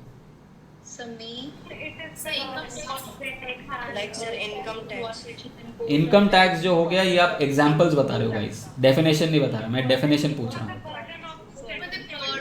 Burden, exactly. हाँ, ठीक है, आ गया आंसर आ गया. ठीक है, नहीं नहीं, वो तो एग्जाम्पल्स हैं, वो सारे एग्जाम्पल्स हैं. द ओरिजिनल डेफिनेशन इज जहाँ पर बर्डन शिफ्ट नहीं हो सकता. Shalini, that's an example. जब आपसे डेफिनेशन पूछी जाए तो आप डेफिनेशन के बारे में बात करोगे, एग्जाम्पल के बारे में नहीं. ठीक है. एंड इसीलिए यूपीएससी में लोगों के मार्क्स नहीं आते. यहीं से मैं यूपीएससी लिंक करता हूँ. आपसे पूछा जा रहा है, अगर मैं आपसे पूछूं कि आपका नाम का मीनिंग क्या है और आप मुझे बोलने लग जाओ कि अच्छा बॉस मेरे स्कूल का नाम ये है, मेरे पेरेंट्स यहाँ से हैं और मैं इस शहर से हूँ. अरे आपसे पूछा गया है कि आपके नाम का मतलब क्या है. और that is how you need to break down the question. और ये चीज़ जो है कोई सिखाता नहीं है. प्रॉब्लम यही है, चीज़ कोई सिखाता नहीं आंसर राइटिंग में, कि आपसे जो पूछा गया है आप उसको आंसर करो rather than what you know. You have to answer what is being asked. ठीक है. तो this is another skill that you need to develop if you want to succeed in these competitive examinations. तो अगर हम taxes की definition के बारे में बात करें तो हम बात करते हैं कि जहाँ पर इंसिडेंस एंड जो पेमेंट है, जहाँ पर incidence can not be shifted, incidence and burden, there are two things. एक चीज़ होती है इंसिडेंस एंड दूसरा चीज़ होती है बर्डन. इंसिडेंस का मतलब होता है कि किस पे इम्पोज हुआ है और बर्डन का मतलब होता है कौन पे कर रहा है. ये दो इंपॉर्टेंट कंसेप्ट्स हैं इसके अंदर. ठीक है. नाउ डायरेक्ट टैक्सेस के केस में incidence and burden is on the same person. So incidence and burden is on the same person. तो दैट मीन्स अगर मेरी इनकम है तो मैं ही तो टैक्स दूंगा उस पर. तो दैट मीन्स सरकार ने मुझसे इनकम टैक्स मांगा और मैं ही टैक्स पे कर रहा हूँ. सरकार ने मुझसे प्रॉपर्टी टैक्स मांगा और मैं ही पे कर रहा हूँ. ठीक है. सरकार ने कॉर्पोरेट टैक्स, सरकार ने, मेरी कंपनी है, मेरे से कॉर्पोरेट टैक्स मांगा और मैं ही पे कर रहा हूँ. तो जहाँ दोनों पे टिक लग रहा है वो आपका डायरेक्ट टैक्स है, सेम पर्सन है. But let's take the example of GST. GST जो है वो लगता है जो आपको सामान बेच रहा है. सो फॉर एग्जांपल कॉलेज के सामने क्या है गाइस, हमारे कॉलेज के सामने क्या है? कोई गया है कॉलेज? गए हो नहीं. No sir. कॉलेज? एक बार भी नहीं गए हो? अरे ये तुम्हारे साथ बहुत अन्याय हुआ है. बहुत ज्यादा सर. कोई बात नहीं. ठीक है. तो जो गए हो कॉलेज तो अरे कैंटीन नहीं, कैंटीन की बात नहीं कर रहा हूँ मैं. कॉलेज के सामने there is a very good restaurant called Diggin. Yes, Diggin. It's a very good restaurant. इसके दो ब्रांचेस हैं. एक हमारे कॉलेज के सामने which is the more famous one, और दूसरा चाणक्यपुरी में. ठीक है. तो it's a very good place to hang around. It's a little expensive for a student, but ठीक है, हम लोग तो एटलीस्ट वहाँ जाके बैठ जाते हैं. तो यहाँ पर फॉर एग्जांपल आप यहाँ पर जाके कहते हो कि पार्टी देनी है. ठीक है. तो सपोज़ किसी का बर्थडे आपकी क्लास में और आपने पकड़ लिया उसे कि अच्छा भैया लॉकडाउन के बाद हम पहली बार पार्टी करेंगे. तो आपने सपोज़ को ले गए डिगिन में. ठीक है. और जाओगे तो वहाँ पर केक ऑर्डर, अच्छा उसका बेकरी आइटम्स बहुत अच्छे हैं. हम मुझे भी बता देना अगर जाओगे तो. ठीक है. किसी को अगर ऐसे लूट रहे होगे तो अब यहाँ पर अगर जब आप जाओगे तो वो आप पे जीएसटी लगाएगा. ठीक है. जीएसटी कितना लगाएगा? 5% का. ठीक है. फूड आइटम्स पे 5% का जीएसटी है. और उसको आपको जब आप बिल देखोगे ना तो यहाँ पर बिल पे जीएसटी लगा होगा 2.5% एसजीएसटी एंड 2.5% सीजीएसटी. ठीक है. Total 5% GST. तो दैट मीन्स ये टैक्स पे कौन, ये टैक्स लग किस पे रहा है? गवर्नमेंट ये टैक्स का पैसा लेगी किससे, मांगेगी किससे? ये तो डिगिन से मांगेगी ना. ठीक भैया मैंने तो तुम पे टैक्स लगाया है, बट ये डिगिन जो है ये हमसे आगे वसूल कर सकता है ये पैसे. तो इसीलिए हमारे बिल के अंदर दिखता है ये. बट अल्टीमेटली मतलब हमारे बिहाफ पे ये कर रहा है, बट पॉकेट से हमारे जा रहा है. तो लगा इसके ऊपर, बट इसने इसका इंसिडेंस जो है हम पे पास ऑन कर दिया. तो that is called as shifting of burden. And in case of all indirect taxes you can shift the burden. जिस पे लगता है और जो पे करता है वो अलग अलग लोग हो सकते हैं. ठीक है. तो that is the definition of indirect taxes. ना सो यहाँ पर मैंने अब अगेन मैंने यहाँ पर डायरेक्ट और इनडायरेक्ट में नहीं करा, but if you want you can divide this further into direct and indirect taxes. Now when we talk about taxes, तो हमारे पास सबसे ज़्यादा जो इनकम होती है, what I also do is I show you a graph कि हमारी इनकम कहाँ से आ रही है. नेक्स्ट क्लास में I put on a graph here as well, जहाँ पर हम देखेंगे कि सबसे ज़्यादा इनकम सरकार को किससे हो रही है. ठीक है. सो सबसे ज़्यादा हमारे पास यूजुअली कॉर्पोरेट और इनकम टैक्स से सबसे ज़्यादा पैसा आता है हमारे पास. Both of them are direct taxes. और अच्छा, now my question to you guys is, कौन सा टैक्स लगाना अच्छा है? डायरेक्ट टैक्स ज़्यादा लगाना चाहिए कि इनडायरेक्ट टैक्स ज़्यादा लगाना चाहिए? सोच के बोलना, और लॉजिक चाहिए मुझे. ये सोचो. अच्छा, late me give you hint. कौन सा टैक्स एंटी पुअर है? मैं ये पूछ रहा हूँ, my question is which tax is anti poor? Which tax is anti poor? Smriti says indirect tax. क्यों इनडायरेक्ट टैक्स क्यों है? Exactly, that is what I am looking for. Hold on. Good to know. अगर आप direct taxes की बात करते हो, तो डायरेक्ट टैक्सेस का मतलब है कि जिस पे लगा है उसी को पे करना है. और यूजुअली यहाँ पर ये प्रोग्रेसिव टैक्स होते हैं. What do we mean by progressive? कि अगर आपकी इनकम ज़्यादा है, इनकम को हम वाई से रिप्रेजेंट करते हैं मैक्रो इकोनॉमिक्स में, अगर इनकम ज़्यादा है तो टैक्स भी आपका ज़्यादा हो जाएगा, क्योंकि कुछ प्रपोर्शन ऑफ इनकम आप टैक्स पे कर रहे हो. But let's say indirect tax किस पे लगा? सपोज आपने कोक की बॉटल खरीदी. ठीक है. अब कोक की बॉटल मुकेश अंबानी खरीदता है, या सिद्धार्थ राठौर खरीदता है, या फिर कोई से पुअर मैन, कोई भी क्या कहते हैं अनऑर्गेनाइज वर्कर, कोई भी खरीदता है. कोई भी खरीद ले, तीनों सेम अमाउंट ऑफ कोक की बॉटल पे टैक्स दे रहे हैं, इनडायरेक्ट टैक्स. तो इसकी इनकम का, इसका तो इनकम का मुझे डिनोमिनेटर भी नहीं पता कि क्या है. ठीक है, कि कितना बड़ा डिनोमिनेटर होगा, उस पे वो 1 रुपया टैक्स दे रहा होगा. मेरी इनकम का मुझे पता है कि हाँ यार 1 रुपया on somewhere around 15 lakh rupees मैं पे कर रहा हूँ. ठीक है. और ये बेचारा जिसकी इनकम हो सकता है 20,000 रुपये हो, उसका वो 1 रुपया. तो देखो as a proportion of his income ये कितना ज़्यादा दे रहा है. अगर डेली इनकम के बारे में बात कर लो, तो डेली इनकम पे सपोज इसने 100 रुपये का टैक्स दे दिया और इसकी डेली इनकम ही 200 रुपये थी. ठीक है, 2,000 रुपये थी. 2,000 तो नहीं, 200 रुपये मान लो, और ये 10 रुपये टैक्स मान लो, तो या 20 रुपये मान लो. तो आपने बेसिकली बोल दिया कि 10% इसने अपनी डेली इनकम का टैक्स में ही पे कर दिया. और सपोज मैं मान लो 5,000 रुपये कमा रहा हूँ और मैं 50 रुपये भी दे रहा हूँ, तो भी 1% है. ठीक है. और इसका तो खैर पॉइंट्स में होगा कुछ. तो इसीलिए ये एंटी पुअर हैं. ये these taxes are called as regressive taxes. It will be 20 for me. How will it be 20 for me? मैं कह रहा हूँ, मैं मान लो कि मैं 50 रुपीज़ पे कर रहा हूँ ऑन 5,000, तो it's 1% of my daily income. ठीक है. तो whereas a poor man who's paying 20 rupees of 200 rupees that is earning, वो 10% अपना टैक्स दे रहा है, मैं 1% दे रहा हूँ, और ये तो बिल्कुल दे ही नहीं रहा होगा, माइन्यूट कोई परसेंटेज होगा, 0.00001 करके कुछ होगा. तो यहाँ पर आपको दिख रहा है कि जैसे जैसे लोगों की इनकम इंक्रीज कर रहे हैं, उनका टैक्स बर्डन कम हो रहा है. ठीक है. तो these taxes are called as regressive taxes. इसीलिए हर कंट्री को कोशिश करनी चाहिए कि उनका डायरेक्ट टैक्स का जो बेस हो वो ज़्यादा हो as compare to indirect tax, because those are regressive taxes. Specially a country जिसके अंदर पावर्टी ज़्यादा होती है, जिसके अंदर जो एक डेवलपिंग कंट्री है, उसको इन पे फोकस करना चाहिए. ठीक है, समझ में आया? currently this is somewhere around 55:45.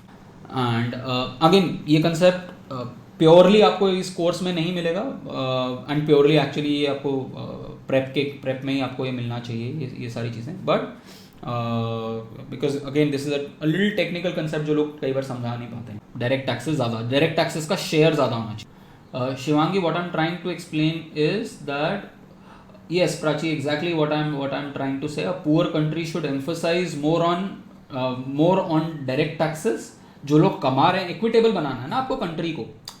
Poor country है तो पुअर कंट्री के अंदर यूजुअली सिचुएशन क्या होगी कि कुछ लोग ऐसे होंगे जो जो जहाँ पर इनइक्वालिटी, जैसे इंडिया ऐसे कंट्री जहाँ इनइक्वालिटी थोड़ी ज़्यादा होनी शुरू हो गई, कुछ लोग ऐसे हैं. Let me give you another example.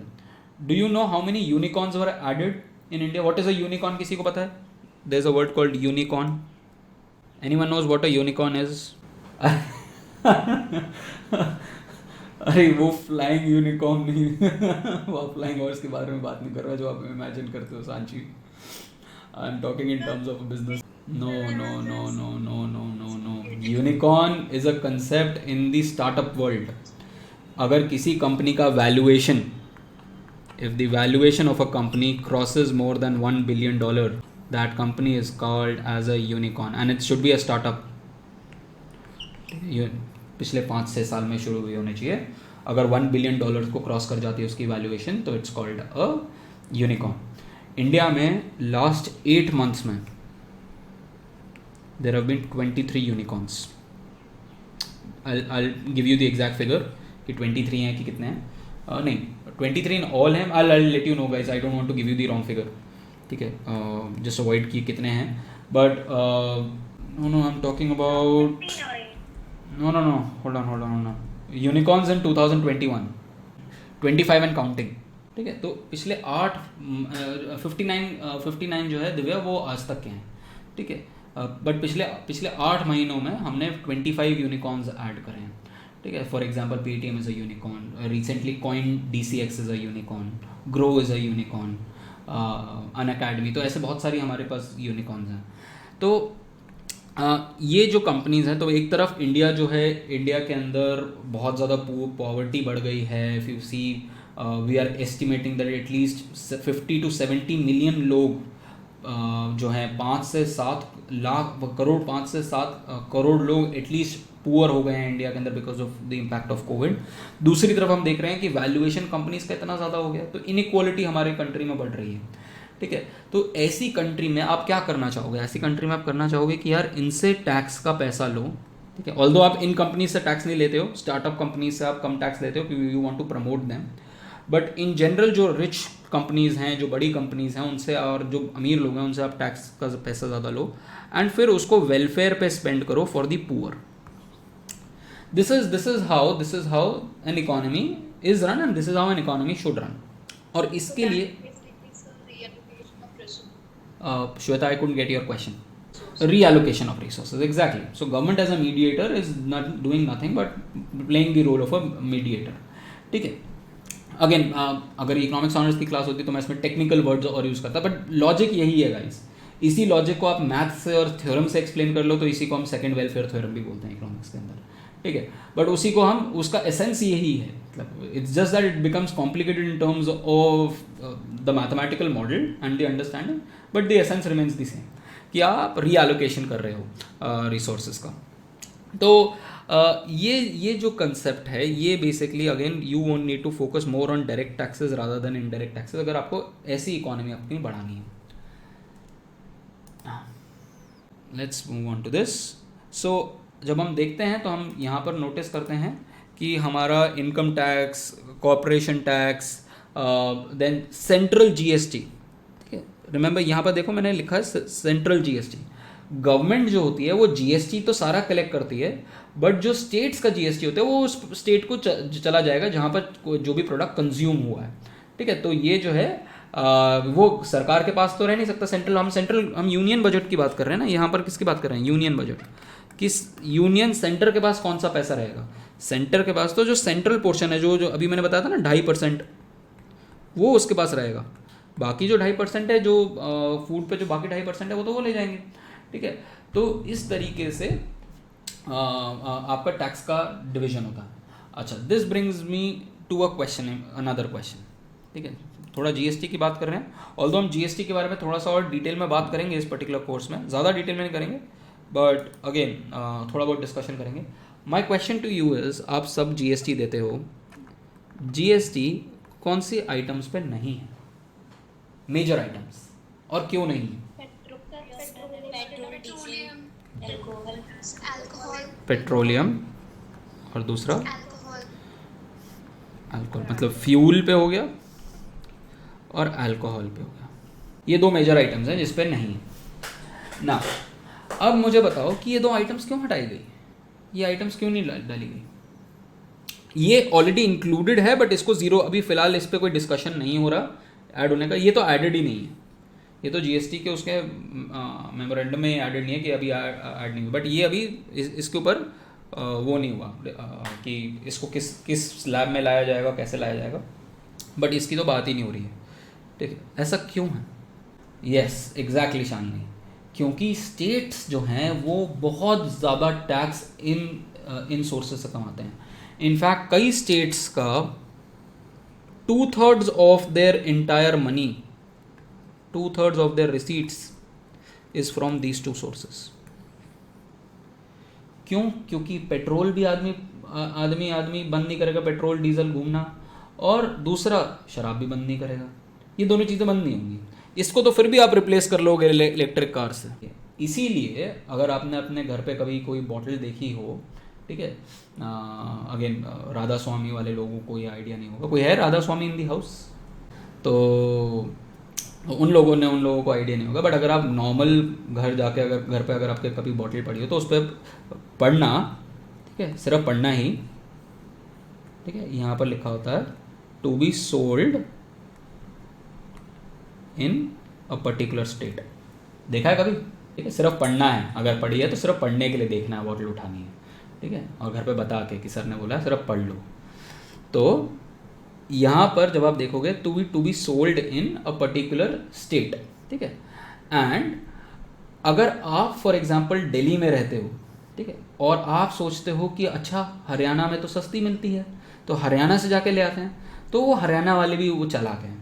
वहाँ पर अगर आप बहुत ज़्यादा जाके खरीदोगे तो क्या होगा, वहाँ पर एक्साइज वाले बैठे हुए होते हैं, उनको पता चल जाता है कि इन्होंने बॉटल्स बहुत सारी खरीदी हैं। पीछे से एक गाड़ी आएगी, आपकी गाड़ी के आगे लगाएगी, ये आपसे बॉटल भी ले लेगी और आपको जेल में भी डाल देगी, ठीक है। तो इसीलिए ये जो है, क्योंकि स्टेट्स को लॉस नहीं होना चाहिए रेवेन्यू का, इसीलिए स्टेट्स जो अपना प्रोटेक्ट करने की कोशिश करती हैं अपने इन वाले राइट्स को। तो ये जो आइटम्स हैं ये एक्सट्रीमली बॉयंट फोर्सेस हैं। बॉयंसी इन दी जो फिजिक्स वाला कंसेप्ट है, जो बॉयंसी का, वो बेसिकली कंसेप्ट है कि ये बहुत ज़्यादा इनसे पैसा आ सकता है। इसीलिए गवर्नमेंट किसी भी गवर्नमेंट ने कहा है कि यार ये हम पैसा नहीं छोड़ेंगे, ये सबसे इंपॉर्टेंट सोर्सेज हैं पैसे के। Now my question to you, ऐसे कौन से स्टेट्स हैं जिन्होंने अल्कोहल पे रेवेन्यू छोड़ा हुआ है? इसको बोलते हैं पॉलिसी ऑफ प्रोहिबिशन, जब अल्कोहल बैंड होती है। Which states in India is alcohol band? Gujarat is a state, Gujarat में है, बिहार में है, और नॉर्थ ईस्ट के किसी स्टेट में, I think Mizoram, Manipur, I think किसी एक स्टेट में है। Assam I don't think Assam में बैंड है। Anyone from the 7 sisters state, किसी को आइडिया? गूगल अप कर, you can Google it up. वैसे तो आई थिंक लक्षद्वीप में भी बैंड है। Excuse me, sir. Yes, Tripura ना, एक नॉर्थ ईस्ट सिस्टर स्टेट है। मिजोरम एंड नागालैंड। ये सारे हैं? अच्छा, मैंने बहुत साल पहले आई थिंक चेक किया था, हो सकता है नागालैंड भी हो। हाँ, किसी का कोई क्वेश्चन था? सिमी का क्वेश्चन था। Sir, I was asking that ये जो पेट्रोल और alcohol, petrol diesel and alcohol पे जो टैक्स है वो सेंटर नहीं कलेक्ट करता है, ओनली स्टेट्स कलेक्ट करते हैं। नहीं, सेंटर भी कलेक्ट करता है। This is the most tax commodity, this is the most abused commodity in the world, in India. तो सर वो इनमें भी ऐसे हाफ हाफ हो जाता है? नहीं, इसका अगेन मैं थोड़ा डाइवर्ट कर रहा हूँ। समझना चाहते हो ये चीज़? फिर आज तुम्हें समझाते हैं, आज की क्लास में सिर्फ यही समझाते हैं। चलो, वेरी गुड वर्षा। ये वर्षा ने पूरी लिस्ट दे दी है, सुन लो। Bihar, Gujarat, Tripura, Lakshadweep, Mizoram and Nagaland, 3 north eastern states and Lakshadweep, तो एज आई टोल्ड यू कि मुझे पता था। एंड बिकॉज मेजॉरिटी जो पॉपुलेशन है लक्षद्वीप की इज़ मुस्लिम, तो इसलिए आई न्यू कि ये तो 100% लक्षद्वीप होगा। तो again these are kind of questions. ये कई बार ऐसे क्वेश्चंस वो आ जाते हैं, यूपीएससी में भी आ जाते हैं, ठीक है।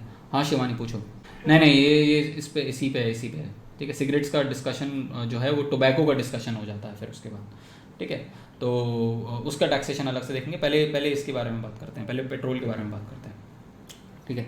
नाउ पेट्रोल इंडिया में गाइस हम इंपोर्ट करते हैं, ठीक है, मेजरली हमारा इंपोर्ट होता है। अब आपको मैं क्रूड ऑयल का प्राइस बताता हूँ, ठीक है, आपको आज मैं डिराइव करके बताता हूँ इसका पेट्रोल का प्राइस कैसे बढ़ रहा है।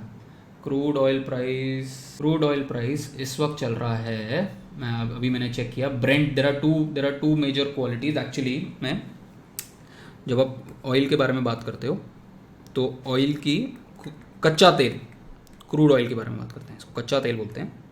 दो मेजर क्वालिटी होती हैं, एक होती है वेस्टर्न टेक्सास इंटरनेशनल और दूसरी होती है ब्रेंट। ये दो मेजर क्वालिटीज़ होती हैं। डिपेंड करता है सल्फ़र का कंटेंट कितना। अगर सल्फ़र का कंटेंट ज़्यादा है तो उसको हम सार ऑयल बोलते हैं, सल्फ़र के कंटेंट के ऊपर डिपेंड करता है। अगर वो सल्फ़र ज़्यादा है तो उसको हम बोलते हैं सार क्रूड ऑयल, और अगर वो सल्फ़र का कंटेंट कम है तो उसको हम बोलते हैं sweet crude. Sulphur is a pollutant, तो कौन सा महंगा होगा, ब्रेंट महंगा होगा कि WTI महंगा होगा? ब्रेंट महंगा होगा, ठीक है। तो ब्रेंट महंगा होता है। Brent right now is somewhere around, अभी मैं चेक कर रहा था साइमल्टेनियसली, इट इज़ $67 पर बैरल, ठीक है। Let's calculate this figure now कि ये $67 पर बैरल क्या है। $67 पर बैरल। आप लोगों ने सबने टॉम एंड जेरी देखा है? Yes sir. Tom and Jerry में एक वुडन बैरल होता है ना, ऐसा करके, वैसा सा बैरल होता है। इस बैरल जो है, अगेन ये जो बैरल जो होता है, अगर एक बैरल को आप देखते हो तो अच्छा, वाटर की डेंसिटी ज़्यादा होती है कि ऑयल की डेंसिटी ज़्यादा होती है गाइस? अरे वाटर की डेंसिटी ज़्यादा होती है। अरे ऑयल, पानी के ऊपर ऑयल डालोगे तो कौन सा तैरेगा, पानी तैरेगा कि ऑयल तैरेगा?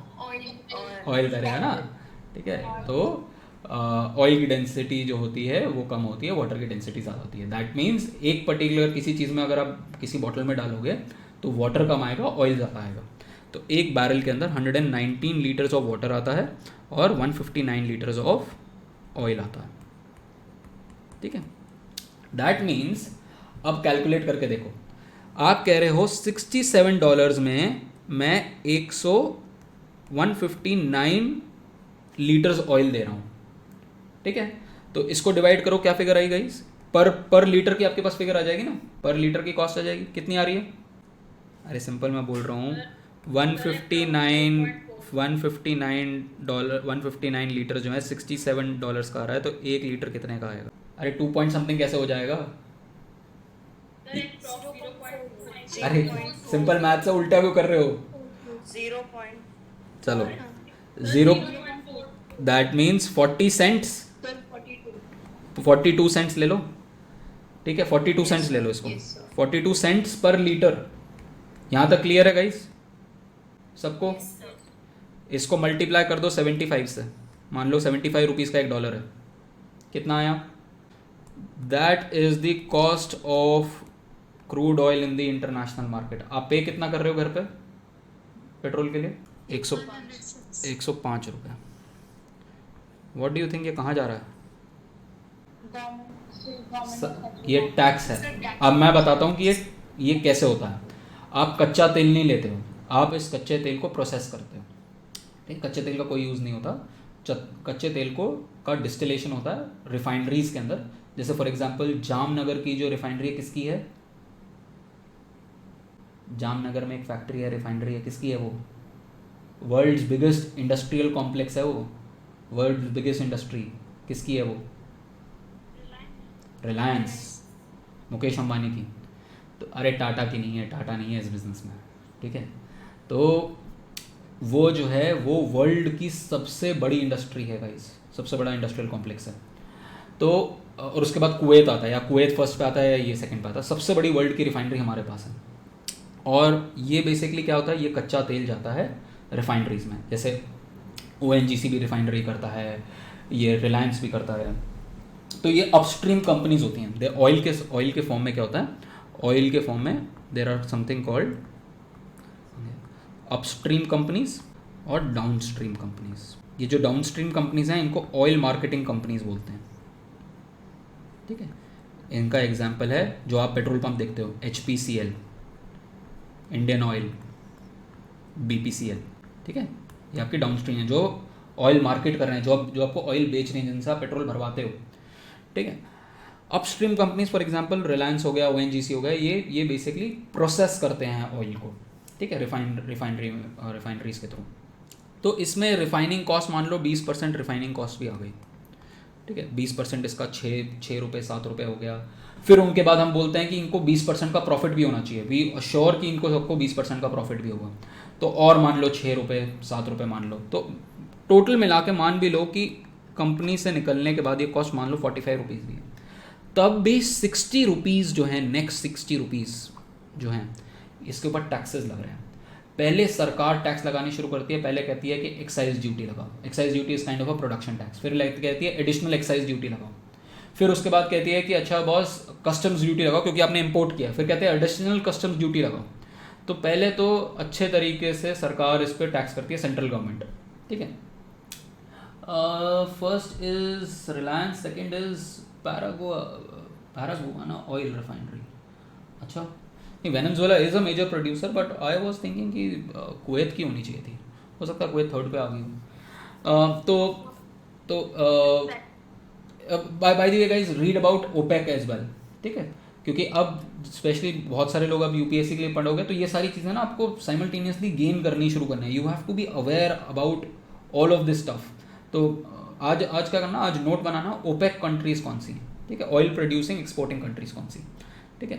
तो और उनका मैप में वर्ल्ड मैप एक दो चीज़ें करो, एक वर्ल्ड मैप और एक इंडिया का मैप अपने रूम में लगाओ, ठीक है, उससे उसमें चीज़ें देखने को मिलेंगी कि अच्छा ये चीज़ यहाँ है, वर्ल्ड में ये चीज़ें हैं, तो उसको मार्क करो कि वर्ल्ड में कौन कौन सी कहाँ हैं ये सारी चीज़ें। So when you talk about upstream companies, ठीक है, तो ये ऑयल को प्रोसेस कर रही हैं। अब जब ये ऑयल को प्रोसेस कर रही हैं तो इनको हमने बोल दिया कि चलो ठीक है 45 रुपीज़ का बेच दो, बट बाद में उसके बाद ये 60 रुपीज़ जो एडिशन हो रहा है ये टैक्सेस हो रहा है। सेंट्रल गवर्नमेंट पहले दबा के इस पर टैक्स लगाएगी हर तरीके का, फिर उसके बाद स्टेट गवर्नमेंट, जब स्टेट गवर्नमेंट आ जाएगा तो वो कहेगा कि अच्छा यार अब आ गया, पहले तो आप मुझे भी एक्साइज ड्यूटी दो, ठीक है, फिर मुझे सेल्स टैक्स दो, ठीक है, सेल्स टैक्स या वैट जो भी वो स्टेट गवर्नमेंट लगा रही है, तो फिर वो उसके ऊपर टैक्स लगाती है, तब जाके ये इसका प्राइस जो है इतना ज़्यादा हो जाता है, क्योंकि सरकार को बहुत ज़्यादा प्रॉफिट होता है इससे, बहुत ज़्यादा प्रॉफिट इन द सेंस बहुत ज़्यादा टैक्स का रेवेन्यू कमाती है। और आज की डेट में सरकार के पास बाकी सोर्सेज ऑफ रेवेन्यू कम हो गए हैं, इसलिए सरकार इसका ऑयल का प्राइस कम नहीं कर पा रही, क्योंकि ऑलरेडी बहुत ज़्यादा खर्चे चल रहे हैं और हमारी इनकम उतनी नहीं है। इसीलिए यू कैन सी दैट कि ऑयल का प्राइस जो है वो अभी भी बढ़ता हुआ जा रहा है, but it has a positive implication as well. Can someone tell me कि इसकी वजह से पॉजिटिव इम्प्लीकेशन क्या हो रहा है? Electric vehicles, people are now getting that pinch कि बॉस 105 रुपये तो बिल्कुल हर्ट कर रहा है ये चीज़। For example I distinctly remember covid के सेकेंड वेव से पहले when I used to go to college, मैं 2500 रुपीज़ का अपना गाड़ी में ऑयल डलवाता था and it used to give me 33 litres. अभी मैं रिसेंटली बाहर निकला तो मैंने सेम भरवाया and it give me 23 litres. तो एकदम से 10 लीटर का जब फ़र्क आना शुरू हो जाता है तो यू गेट टू नो, अरे यार बॉस काफ़ी एक्सपेंसिव हो गया ये चीज़। तो वो उसकी वजह से people are now shifting towards this thing electric vehicles and that is the future in the coming years. ठीक है, we'll talk about Sojanya we'll talk about it। ये कितना गवर्नमेंट का इंक्रीज़ हुआ फ्यूल टैक्स की वजह से, हम उसके बारे में जब टैक्सेशन पे आएंगे तब हम उसके बारे में बात करेंगे कि इसकी वजह से इंक्रीज़ हुआ है, ठीक है। बट यहाँ तक ये समझ में आया गाइस, समझ में आया, फ्यूल की इकोनॉमिक्स समझ में आई ना। Let's move on to no ऐसा कौन चाहेगा कि तुम्हें अगर लक्ष्मी माता आए तुम्हारे पास, तुम कहोगी नहीं मुझे नहीं चाहिए। The incentive is social incentive. The problem in those states is a political economic problem। कि वहाँ पर क्या होता है कि men जो लोगों को जो NREGA से इनकम मिलती थी, जो वेजेस से इनकम मिलती थी traditionally, because it's a patriarchal society, B because the income levels are low, and C क्योंकि यहाँ पर NREGA से और इन सब से पैसा मिल जाता है। What the traditional men in the society were doing is वो पैसा कमाते थे, उससे वो शराब खरीदते थे, शराब पीते थे एंड देन घर पे डोमेस्टिक वायलेंस होता था, ठीक है। तो इसकी वजह से the position of women in the society was being attacked और वाज बीइंग डिग्रेडेड। तो therefore Nitish Kumar, when he came to the when he was seeking election last time, he said that the first thing that I'll do is I will ban alcohol. तो इसकी वजह से उनका जो women का जो base था, voting base था, वो बहुत ज़्यादा उनको मिला. ठीक है, तो it's a political economic question rather than just an economic question. तो आपको उसके पीछे की पॉलिसीज और उसके पीछे की पॉलिटिक्स भी देखनी है. And this is not the starting. ये एक्चुअली में जो एंटी अल्कोहल मूवमेंट शुरू हुआ था, ये एक्चुअली में केरला में शुरू हुआ था. बिकॉज इंडिया में सबसे ज़्यादा per capita consumption of alcohol happens in Kerala. It's not in Goa. ठीक है, इट्स हैपन्स इन केरला. ठीक है, तो ये जो मूवमेंट शुरू हुआ था 1970s 80s में शुरू हुआ था. आई थिंक आप लोग शायद से 11th-12th में पढ़ते हो इसके अंदर, एटलीस्ट आर्ट्स वाले पढ़ते होंगे. एंटी अरे मूवमेंट, यस एग्जैक्टली. तो ये जो शुरू हुआ था वो इसीलिए शुरू हुआ था. एंड काफ़ी सारे, और बिहार ने अपना रेवेन्यू ज़रूर लूज़ किया है, but at the same point of time उसने उसको पॉलिटिकल पावर में आने के लिए भी यूज़ किया इसका. और इन जनरल हमने, ऐसा नहीं है कि एडवांस कंट्रीज में नहीं हुआ. If you see 1933 in US, 1933 US में अक्रॉस स्टेट्स प्रोहिबिशन था.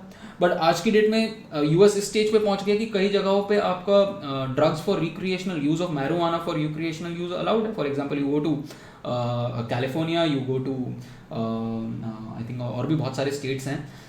शिकागो भी I think is a state जहाँ पर आप मैरिजुआना आप उसके लिए यूज़ कर लो, रिक्रिएशनल यूज़ के लिए. और कई स्टेट्स ऐसे हैं जहाँ पर आप आज की डेट में भी बैंड है. तो अगेन बहुत सारी चीज़ें, किस स्टेट में एवोल्यूशन है आपकी सोसाइटी, उन सारी चीज़ों पे भी डिपेंड करता है कि आप रेवेन्यू फोरगो कर सकते हो नहीं कर सकते हो. आज की डेट में बहुत सारे स्टेट्स कह रहे हैं कि यार हम मैरिजुआना भी उगाना चाहते हैं क्योंकि उससे रेवेन्यू बहुत ज़्यादा आता है. बट अगेन उसका इम्पैक्ट सोसाइटी पे क्या होने वाला है आपको वो भी देखना है. ठीक है, तो ये पॉलिटिकल इकोनॉमिक क्वेश्चन हो जाता है rather than just economic question. Similar logic can be कि हम गैम्बलिंग क्यों नहीं अलाउ करते हैं. आज की डेट में डी फैक्टो हमने गैम्बलिंग अलाउ कर रखी है. What is dream 11? It's nothing but a gambling. आप सट्टा ही लगा रहे हो उसके अंदर और कुछ नहीं है वो. ठीक है, व्हाट इज अ बेट्स वे आ गया मार्केट के अंदर, what is that? That is gambling. आप रमी वाला जो वो गेम्स होती हैं या जो पोकर ऑनलाइन होता है, what is this? All of this is gambling. And never play these games. आप इससे अच्छा, अगर आपको ये गेम खेलनी है इससे अच्छा तो आप किसी और के साथ गैम्बल कर लो. Because you can never win against these companies. Because these companies में आर्टिफिशियल इंटेलिजेंस के सॉफ्टवेयर हैं जो डायरेक्टली मैनिपुलेट कर रहे हैं कि in the end you will lose. ठीक है, तो these are made to be addictive, कि आपको इन गेम्स की एडिक्शन हो जाए. And that is how this entire social media and all of this operates. In fact as I told you कि मैं आपको बहुत सारी डॉक्यूमेंट्रीज और वो सजेस्ट करूंगा. There is a documentary on Netflix on social media, how addictive it is. किसी को याद है वो क्या नाम है उसका? Social dilemma. Please watch that documentary. Social dilemma करके है नेटफ्लिक्स के ऊपर. Watch that, you will get to know कि how it is made to be addictive. ठीक है, एंड जो एप्पल यूज़ करते हैं, जो एप्पल का मोबाइल यूज़ करते हैं, every Sunday they will get a update on कि कितना स्क्रीन टाइम यूज़ हुआ. आप उस स्क्रीन टाइम में जाओ और चेक करो कि आपने कितने देर ऑन एन एवरेज कितने देर व्हाट्सएप यूज़ कर रहे हो, कितनी देर फेसबुक यूज़ कर रहे हो, कितनी देर इंस्टाग्राम यूज़ कर रहे हो, या व्हाट इज़ दैट, वो एक और फोटो खींचने वाली कौन सी ऐप होती है, व्हाट इज़ दैट? स्नैपचैट. हाँ, तो उस पर हो तो उससे से आपको आइडिया लग जाएगा कि आपका एनालिसिस क्या चल रहा है, कितनी देर का क्या चल रहा है. ठीक है, तो these are all algorithms running in the background. और अगेन ये लेंदी डिस्कशन हो गया, but again all of this is on the basis of कि किस स्टेज ऑफ सोसाइटी में आप बैठे हुए हो, उस पर डिपेंड करता है कि कौन सी चीज़ अलाउड है, कौन सी चीज़ नहीं है. जो चीज़ आज इलीगल है हो सकता है कल लीगल हो जाए, जो चीज़ कल लीगल थी वो हो सकता है आज इलीगल हो जाए. तो this is how politics and economics work. I hope I will able to explain. नहीं तो इलेक्ट्रिक व्हीकल्स जो हैं वो धीरे धीरे चीप होने शुरू होंगे ना. एक टाइम पे मुझे बताओ सौजन्या, एक चीज़ बताओ मुझे, एक टाइम पे आपका मोबाइल की इनकमिंग भी के भी पैसे होते थे, याद है? There was a time when incoming in on your mobiles was also charged. No, sir. अच्छा, तुम वो एज ग्रुप से ही नहीं हो. ठीक है, तो I started using mobile when I started using mobile जब आप लोग पैदा भी नहीं हुए थे शायद से. ठीक है, I started using in 2002. Yes, 2002 is the year when I got my first mobile. ठीक है, एंड बड़े शौक से मैं स्कूल में ले जाता था. ठीक है, and I was the only one who used to carry it. तो I still distinctively remember it that incoming के भी पैसे होते थे, कोई कॉल करता था मैं काट देता तो फिर लैंडलाइन से फ़ोन करता था। और उस टाइम पे फिर धीरे धीरे आउटगोइंग जो थी पहले 2 रुपये मिनट थी, 3 रुपये मिनट होती थी। एक टाइम था व्हेन दिस एंटायर इंडस्ट्री केम तो वो 16 रुपये मिनट भी होता था, ठीक है। बट आज की डेट में आप इनकमिंग कुछ भी कोई कॉस्ट नहीं, इनकमिंग आउटगोइंग की भी कोई कॉस्ट नहीं, अब तो ये हाल हो गया है। तो जैसे जैसे टेक्नोलॉजी इंप्रूव होती है, पहले आपके फ़ोन्स कितने बड़े होते थे, पहले आपके फ़ोन्स वो नोकिया के बड़े बड़े फ़ोन होते थे जो एक तरीके से वेपन का भी काम कर सकते थे कि आपके पास कोई आ रहा है तो आप फ़ोन ही दे के मार दो उसको, ठीक है। तो इतना बड़ा इतने भारी मोबाइल होते थे। आज की डेट में देखो कितने अच्छे कितने छोटे छोटे से मोबाइल आने शुरू हो गए हैं। तो जब टेक्नोलॉजी इम्प्रूव करती है तो आपके पास कॉस्ट भी कम हो जाता है। आज की डेट में आप 20,000 रुपये में, 15 से 20,000 रुपये में अच्छे से अच्छा आप वो ले सकते हो, क्या कहते हैं, कॉन्फ़िगरेशन ले सकते हो एंड आप डिसेंट आपको फीचर्स मिल जाएंगे। So this happens only when people will start shifting, people will show a trend कि अच्छा हम इलेक्ट्रिक पे जाएंगे तो ज़्यादा लोग इन्वेस्ट करेंगे इलेक्ट्रिक के अंदर। टेस्ला ने नहीं दिखा दिया, टेस्ला ने दिखा दिया कि बॉस आज के डेट में आप टेस्ला को कंपेयर कर लो किसी पॉर्श के साथ में, Tesla will beat Porsche in 100 metre race any day. आप वीडियोस चेक कर लो, इतने अच्छे तरीके से आज की डेट में इलेक्ट्रिक कार्स बन गई। और धीरे धीरे जब इन्वेस्टमेंट होगी इस फील्ड के अंदर, कॉस्ट ऑफ सेमीकंडक्टर्स कम होंगे, कॉस्ट ऑफ ACC बैटरीज बोलते हैं इनको, जब ये ACC बैटरीज की कॉस्ट धीरे धीरे कम होगी, हम डोमेस्टिक प्रोडक्शन करना शुरू करेंगे, अपने आप ये चीप हो जाएगा, ठीक है।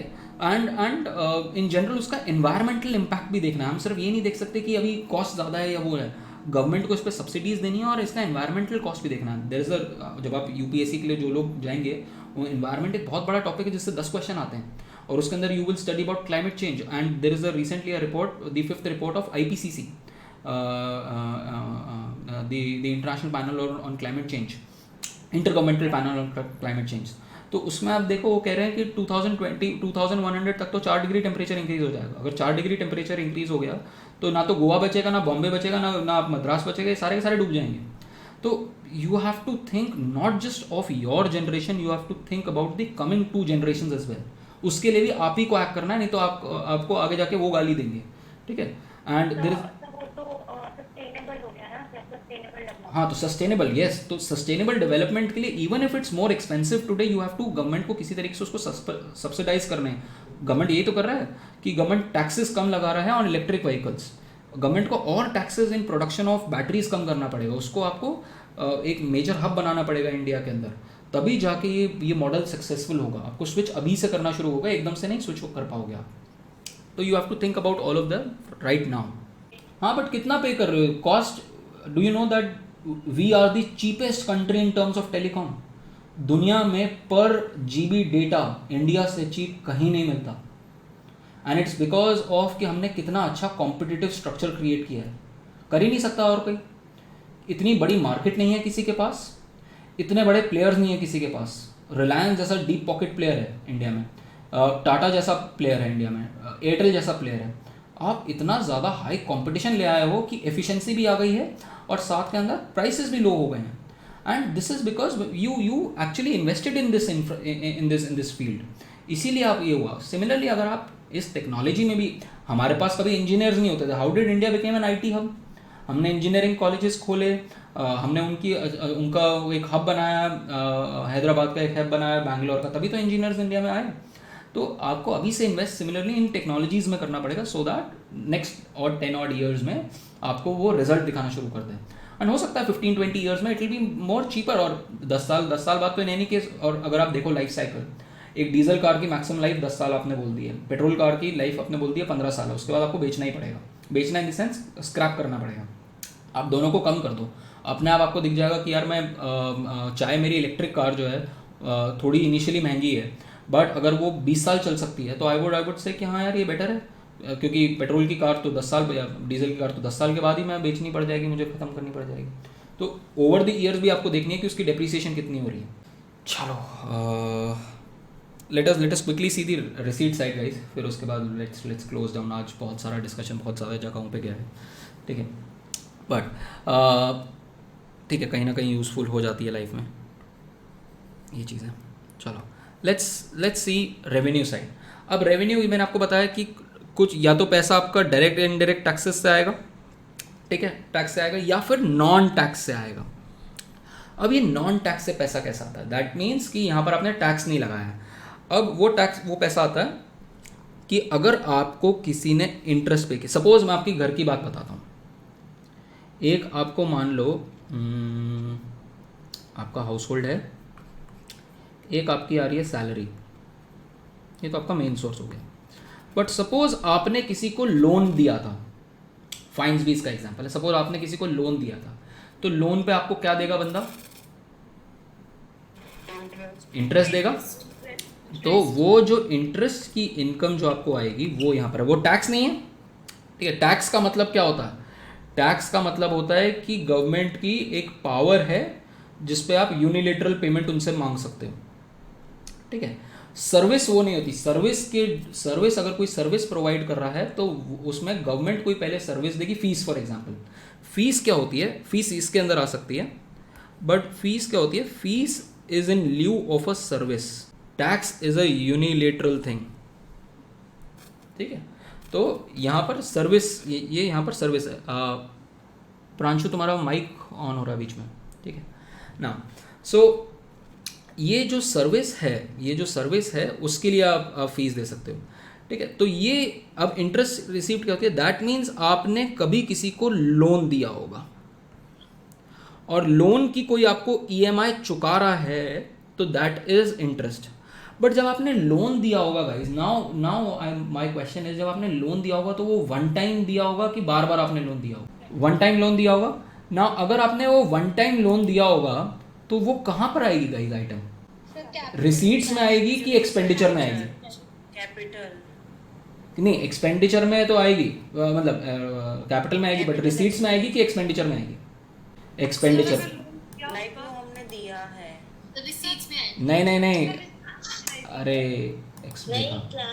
अरे रिसीट्स में क्यों आएगी, मुझे ये बताओ। सर एक्सपेंडिचर में आएगा। जब आप किसी को लोन दे रहे हो तो आपके पास से पैसा आ रहा है कि पैसा जा रहा है? जा रहा है। तो जाने वाली साइड क्या होती है? एक्सपेंडिचर की साइड होती है ना जाने वाली। तो अरे तो जो इनकम आएगी तो इंटरेस्ट में दिखा तो रहे हो उसकी इनकम, और जब वो प्रिंसिपल पे करेगा तो प्रिंसिपल में दिखा देना उसकी इनकम। कौन मना कर रहा है? अरे जब प्रिंसिपल पे करेगा तो मैं प्रिंसिपल में भी दिखा दूंगा उसकी इनकम। बट जब आपने किसी को लोन दिया, तो जब लोन दिया तो आपने क्या किया? आपने वन टाइम किसी को पैसा दिया, तो दैट मीन्स वो आपने एक्सपेंडिचर किया है। इसीलिए यहाँ पर जब आप लोन देते हो, ठीक है, ये आपने किसी को लोन दिया है, ठीक है, तो जब आपने किसी को यहाँ लोन दिया है तो इसकी वजह से दो इम्पैक्ट आएंगे। जब कोई इसका इंटरेस्ट ईएमआई चुकाएगा, ईएमआई मान लो, या इंटरेस्ट जब चुकाएगा, तो वो आपकी इनकम हो जाएगी रेवेन्यू इनकम, रेवेन्यू रिसीट और रेवेन्यू नॉन टैक्स रिसीट, ठीक है, रेवेन्यू नॉन टैक्स इनकम। और जब कोई प्रिंसिपल भी तो चुकाएगा ना, जब कोई प्रिंसिपल चुकाएगा वो कैपिटल रिसीट हो जाएगा। तो इस तरीके से इस आइटम का जो रिलेशन है वो दो आइटम्स के साथ रिसीट्स में, क्योंकि पहले तो आपने पे किया होगा ना। ये जो है, आपने आज किसी को लोन दिया, सिमिंग किसी को 10 लाख रुपए का लोन दिया, तो वो आपको 5-6 साल बाद ही तो उसका वो देगा ना प्रिंसिपल अमाउंट पे, तब तक तो इंटरेस्ट ही चुकाएगा उसका। बट हर साल आप किसी ना किसी को, एज अ गवर्नमेंट सोचो, एज अ गवर्नमेंट तो हर साल में किसी को, कभी किसी को लोन दे दिया, कभी किसी स्टेट को दे दिया, कभी किसी स्टेट को दे दिया, कभी किसी फॉरेन बॉडी को दे दिया, किसी गवर्नमेंट को दे दिया। तो हर साल गवर्नमेंट भी देती रहती है, बट वो वन टाइम होता है, वन टाइम इन नेचर होता है, वो वन टाइम इन नेचर होता है। Not exactly, no, you have to see कि वो एक्सपेंडिचर किस चीज़ के लिए किया गया है। वो नो, इसको एसेट लाइबिलिटी में श्वेता मत लेके जाओ, इसको एसेट लाइबिलिटी में मत लेके जाओ। दैट फिर उसके लिए फिर हमें ये डेवलप करना, और हमारे लिए तो हमें तो मतलब ही नहीं बनता। भाई दी, अगर मैं लोन दे रहा हूँ किसी को तो मुझे बिल्कुल फ़र्क नहीं पड़ता वो बंदा उस पैसे का क्या कर रहा है, ठीक है। मुझे तो अपने अकाउंटिंग से मतलब है, और मेरी अकाउंटिंग में अगर मैंने किसी को लोन दिया है तो वो वन टाइम लोन है, तो वो कैपिटल एक्सपेंडिचर में जाएगा। उसके ल्यू में जब वो मुझे इंटरेस्ट पे करेगा तो मैं रेवेन्यू रिसीट्स में डाल दूंगा नॉन टैक्स के अंदर, और जब वो मुझे प्रिंसिपल पे करेगा तो मैं उसको कैपिटल रिसीट्स में डाल दूंगा। और कौन से कैपिटल रिसीट्स में डालूंगा? डेट वाला कैपिटल रिसीट होगा कि नॉन डेट होगा? सोचो। नॉन डेट, क्योंकि ये उसने प्रिंसिपल चुकाया है, मैंने कोई लोन नहीं लिया, उसने मेरा प्रिंसिपल जो मैंने उसको दिया था वो चुका है. तो we will see that as well. Yes, you can say that. In terms of expenditures आप कह सकते हो, अब इसको हम ट्रेडिशनली इसको हम इनकम के फॉर्म में नहीं देखते, इसको हम एक्सपेंडिचर के फॉर्म में देखते हैं. I will give you an example. जब मैं कैपिटल साइड पे आऊँगा ना सिमी, तो मैं इसका एग्जांपल दूंगा, but to give you small example, ठीक है.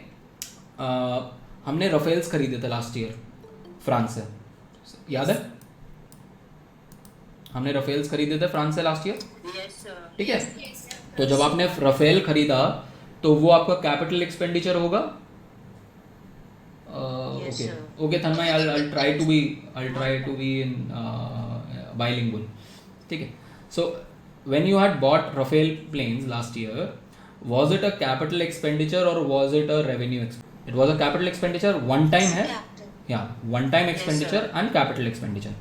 But now once you have bought that plane, now you want to buy, you want to service that particular plane.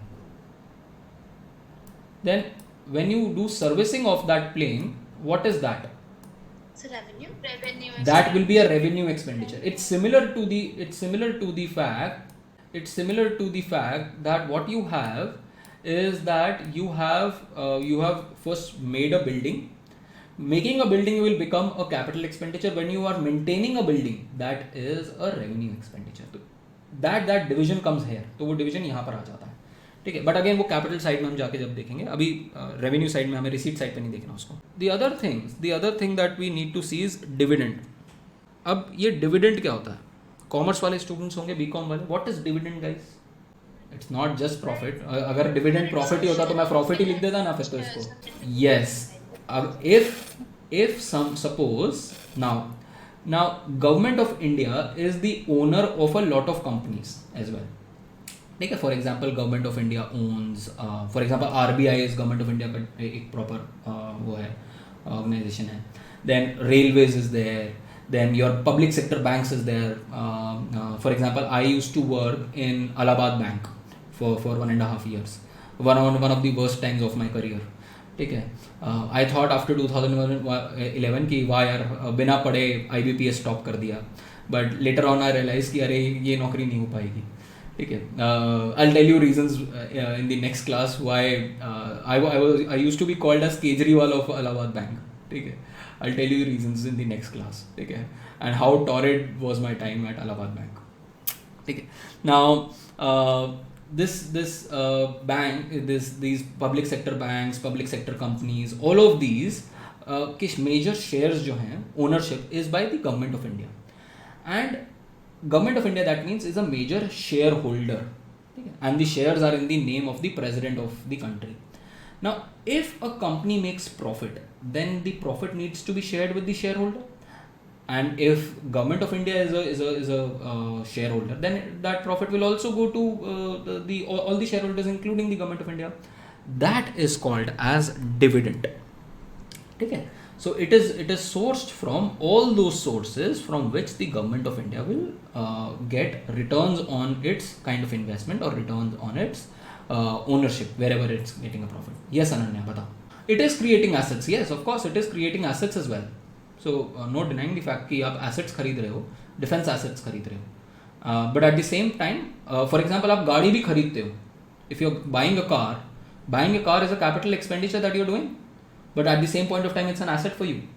Then उसके बाद user charges. Government also gives services, for example, water services, electricity services. All these services, at times, government of India is directly into providing these services. So when a service is given for using a particular service that the government of India is giving, for example electricity, water, parking fees, एक बार check कर लेना. I'm not gone into the detail of it. Just find it out. I'll send you a big document जिसके अंदर ये सारी चीज़ें होंगी. So just read on that what all is there on in this user charges. Water and electricity, I'm pretty sure कि these items usually are there. So but No sir, in my area they use the charge. Okay. So ये जो user charges हैं, basically जितना आप use करोगे particular product उतना आप charge देते रहोगे, ठीक है, तो जितना आप ज़्यादा वाटर यूज़ करोगे उतना ज़्यादा आप चार्ज देना पड़ेगा, जितना आप इलेक्ट्रिसिटी यूज़ करोगे उतना ज़्यादा चार्ज देना पड़ेगा. So on the usage basis, so those are called user charges. And then you have external grants that you are getting from outside. For example, आपको you get some grant for a particular project from World Bank, implementation of a project from World Bank, or implementation of a project from IDFC या Asian development banks या BRICS bank से कुछ आता है. ठीक है, तो वो जो आपके एक्सटर्नल ग्रांट्स जो आपके आए, difference between a grant and a loan is कि लोन आपको वापस करना होता है, ग्रांट आपको वापस नहीं करना होता. ठीक है, तो अगर ये ग्रांट्स आएंगे तो ये आपके नॉन टैक्स रिसीट्स में हो जाएगा. ठीक है, ये मेजर आइटम्स हैं. You can then delineate even further and go into each item in detail and then see what all are there. But समझ में आया गाइस, ओवरऑल रिसीट साइड समझ में आया, revenue receipts. Great. So next class, what we will do is, next class, I'll explain this thing, Pooja, in the next class, external grants. What we will do is, next class we will talk about these capital receipts as well, and then we will go on to our expenditure budget. ये expenditure budget में क्या है और ये capital वो क्या है, and we finally end our class. ठीक है? I hope this was not your state by the end of the class. Thank you so much, sir.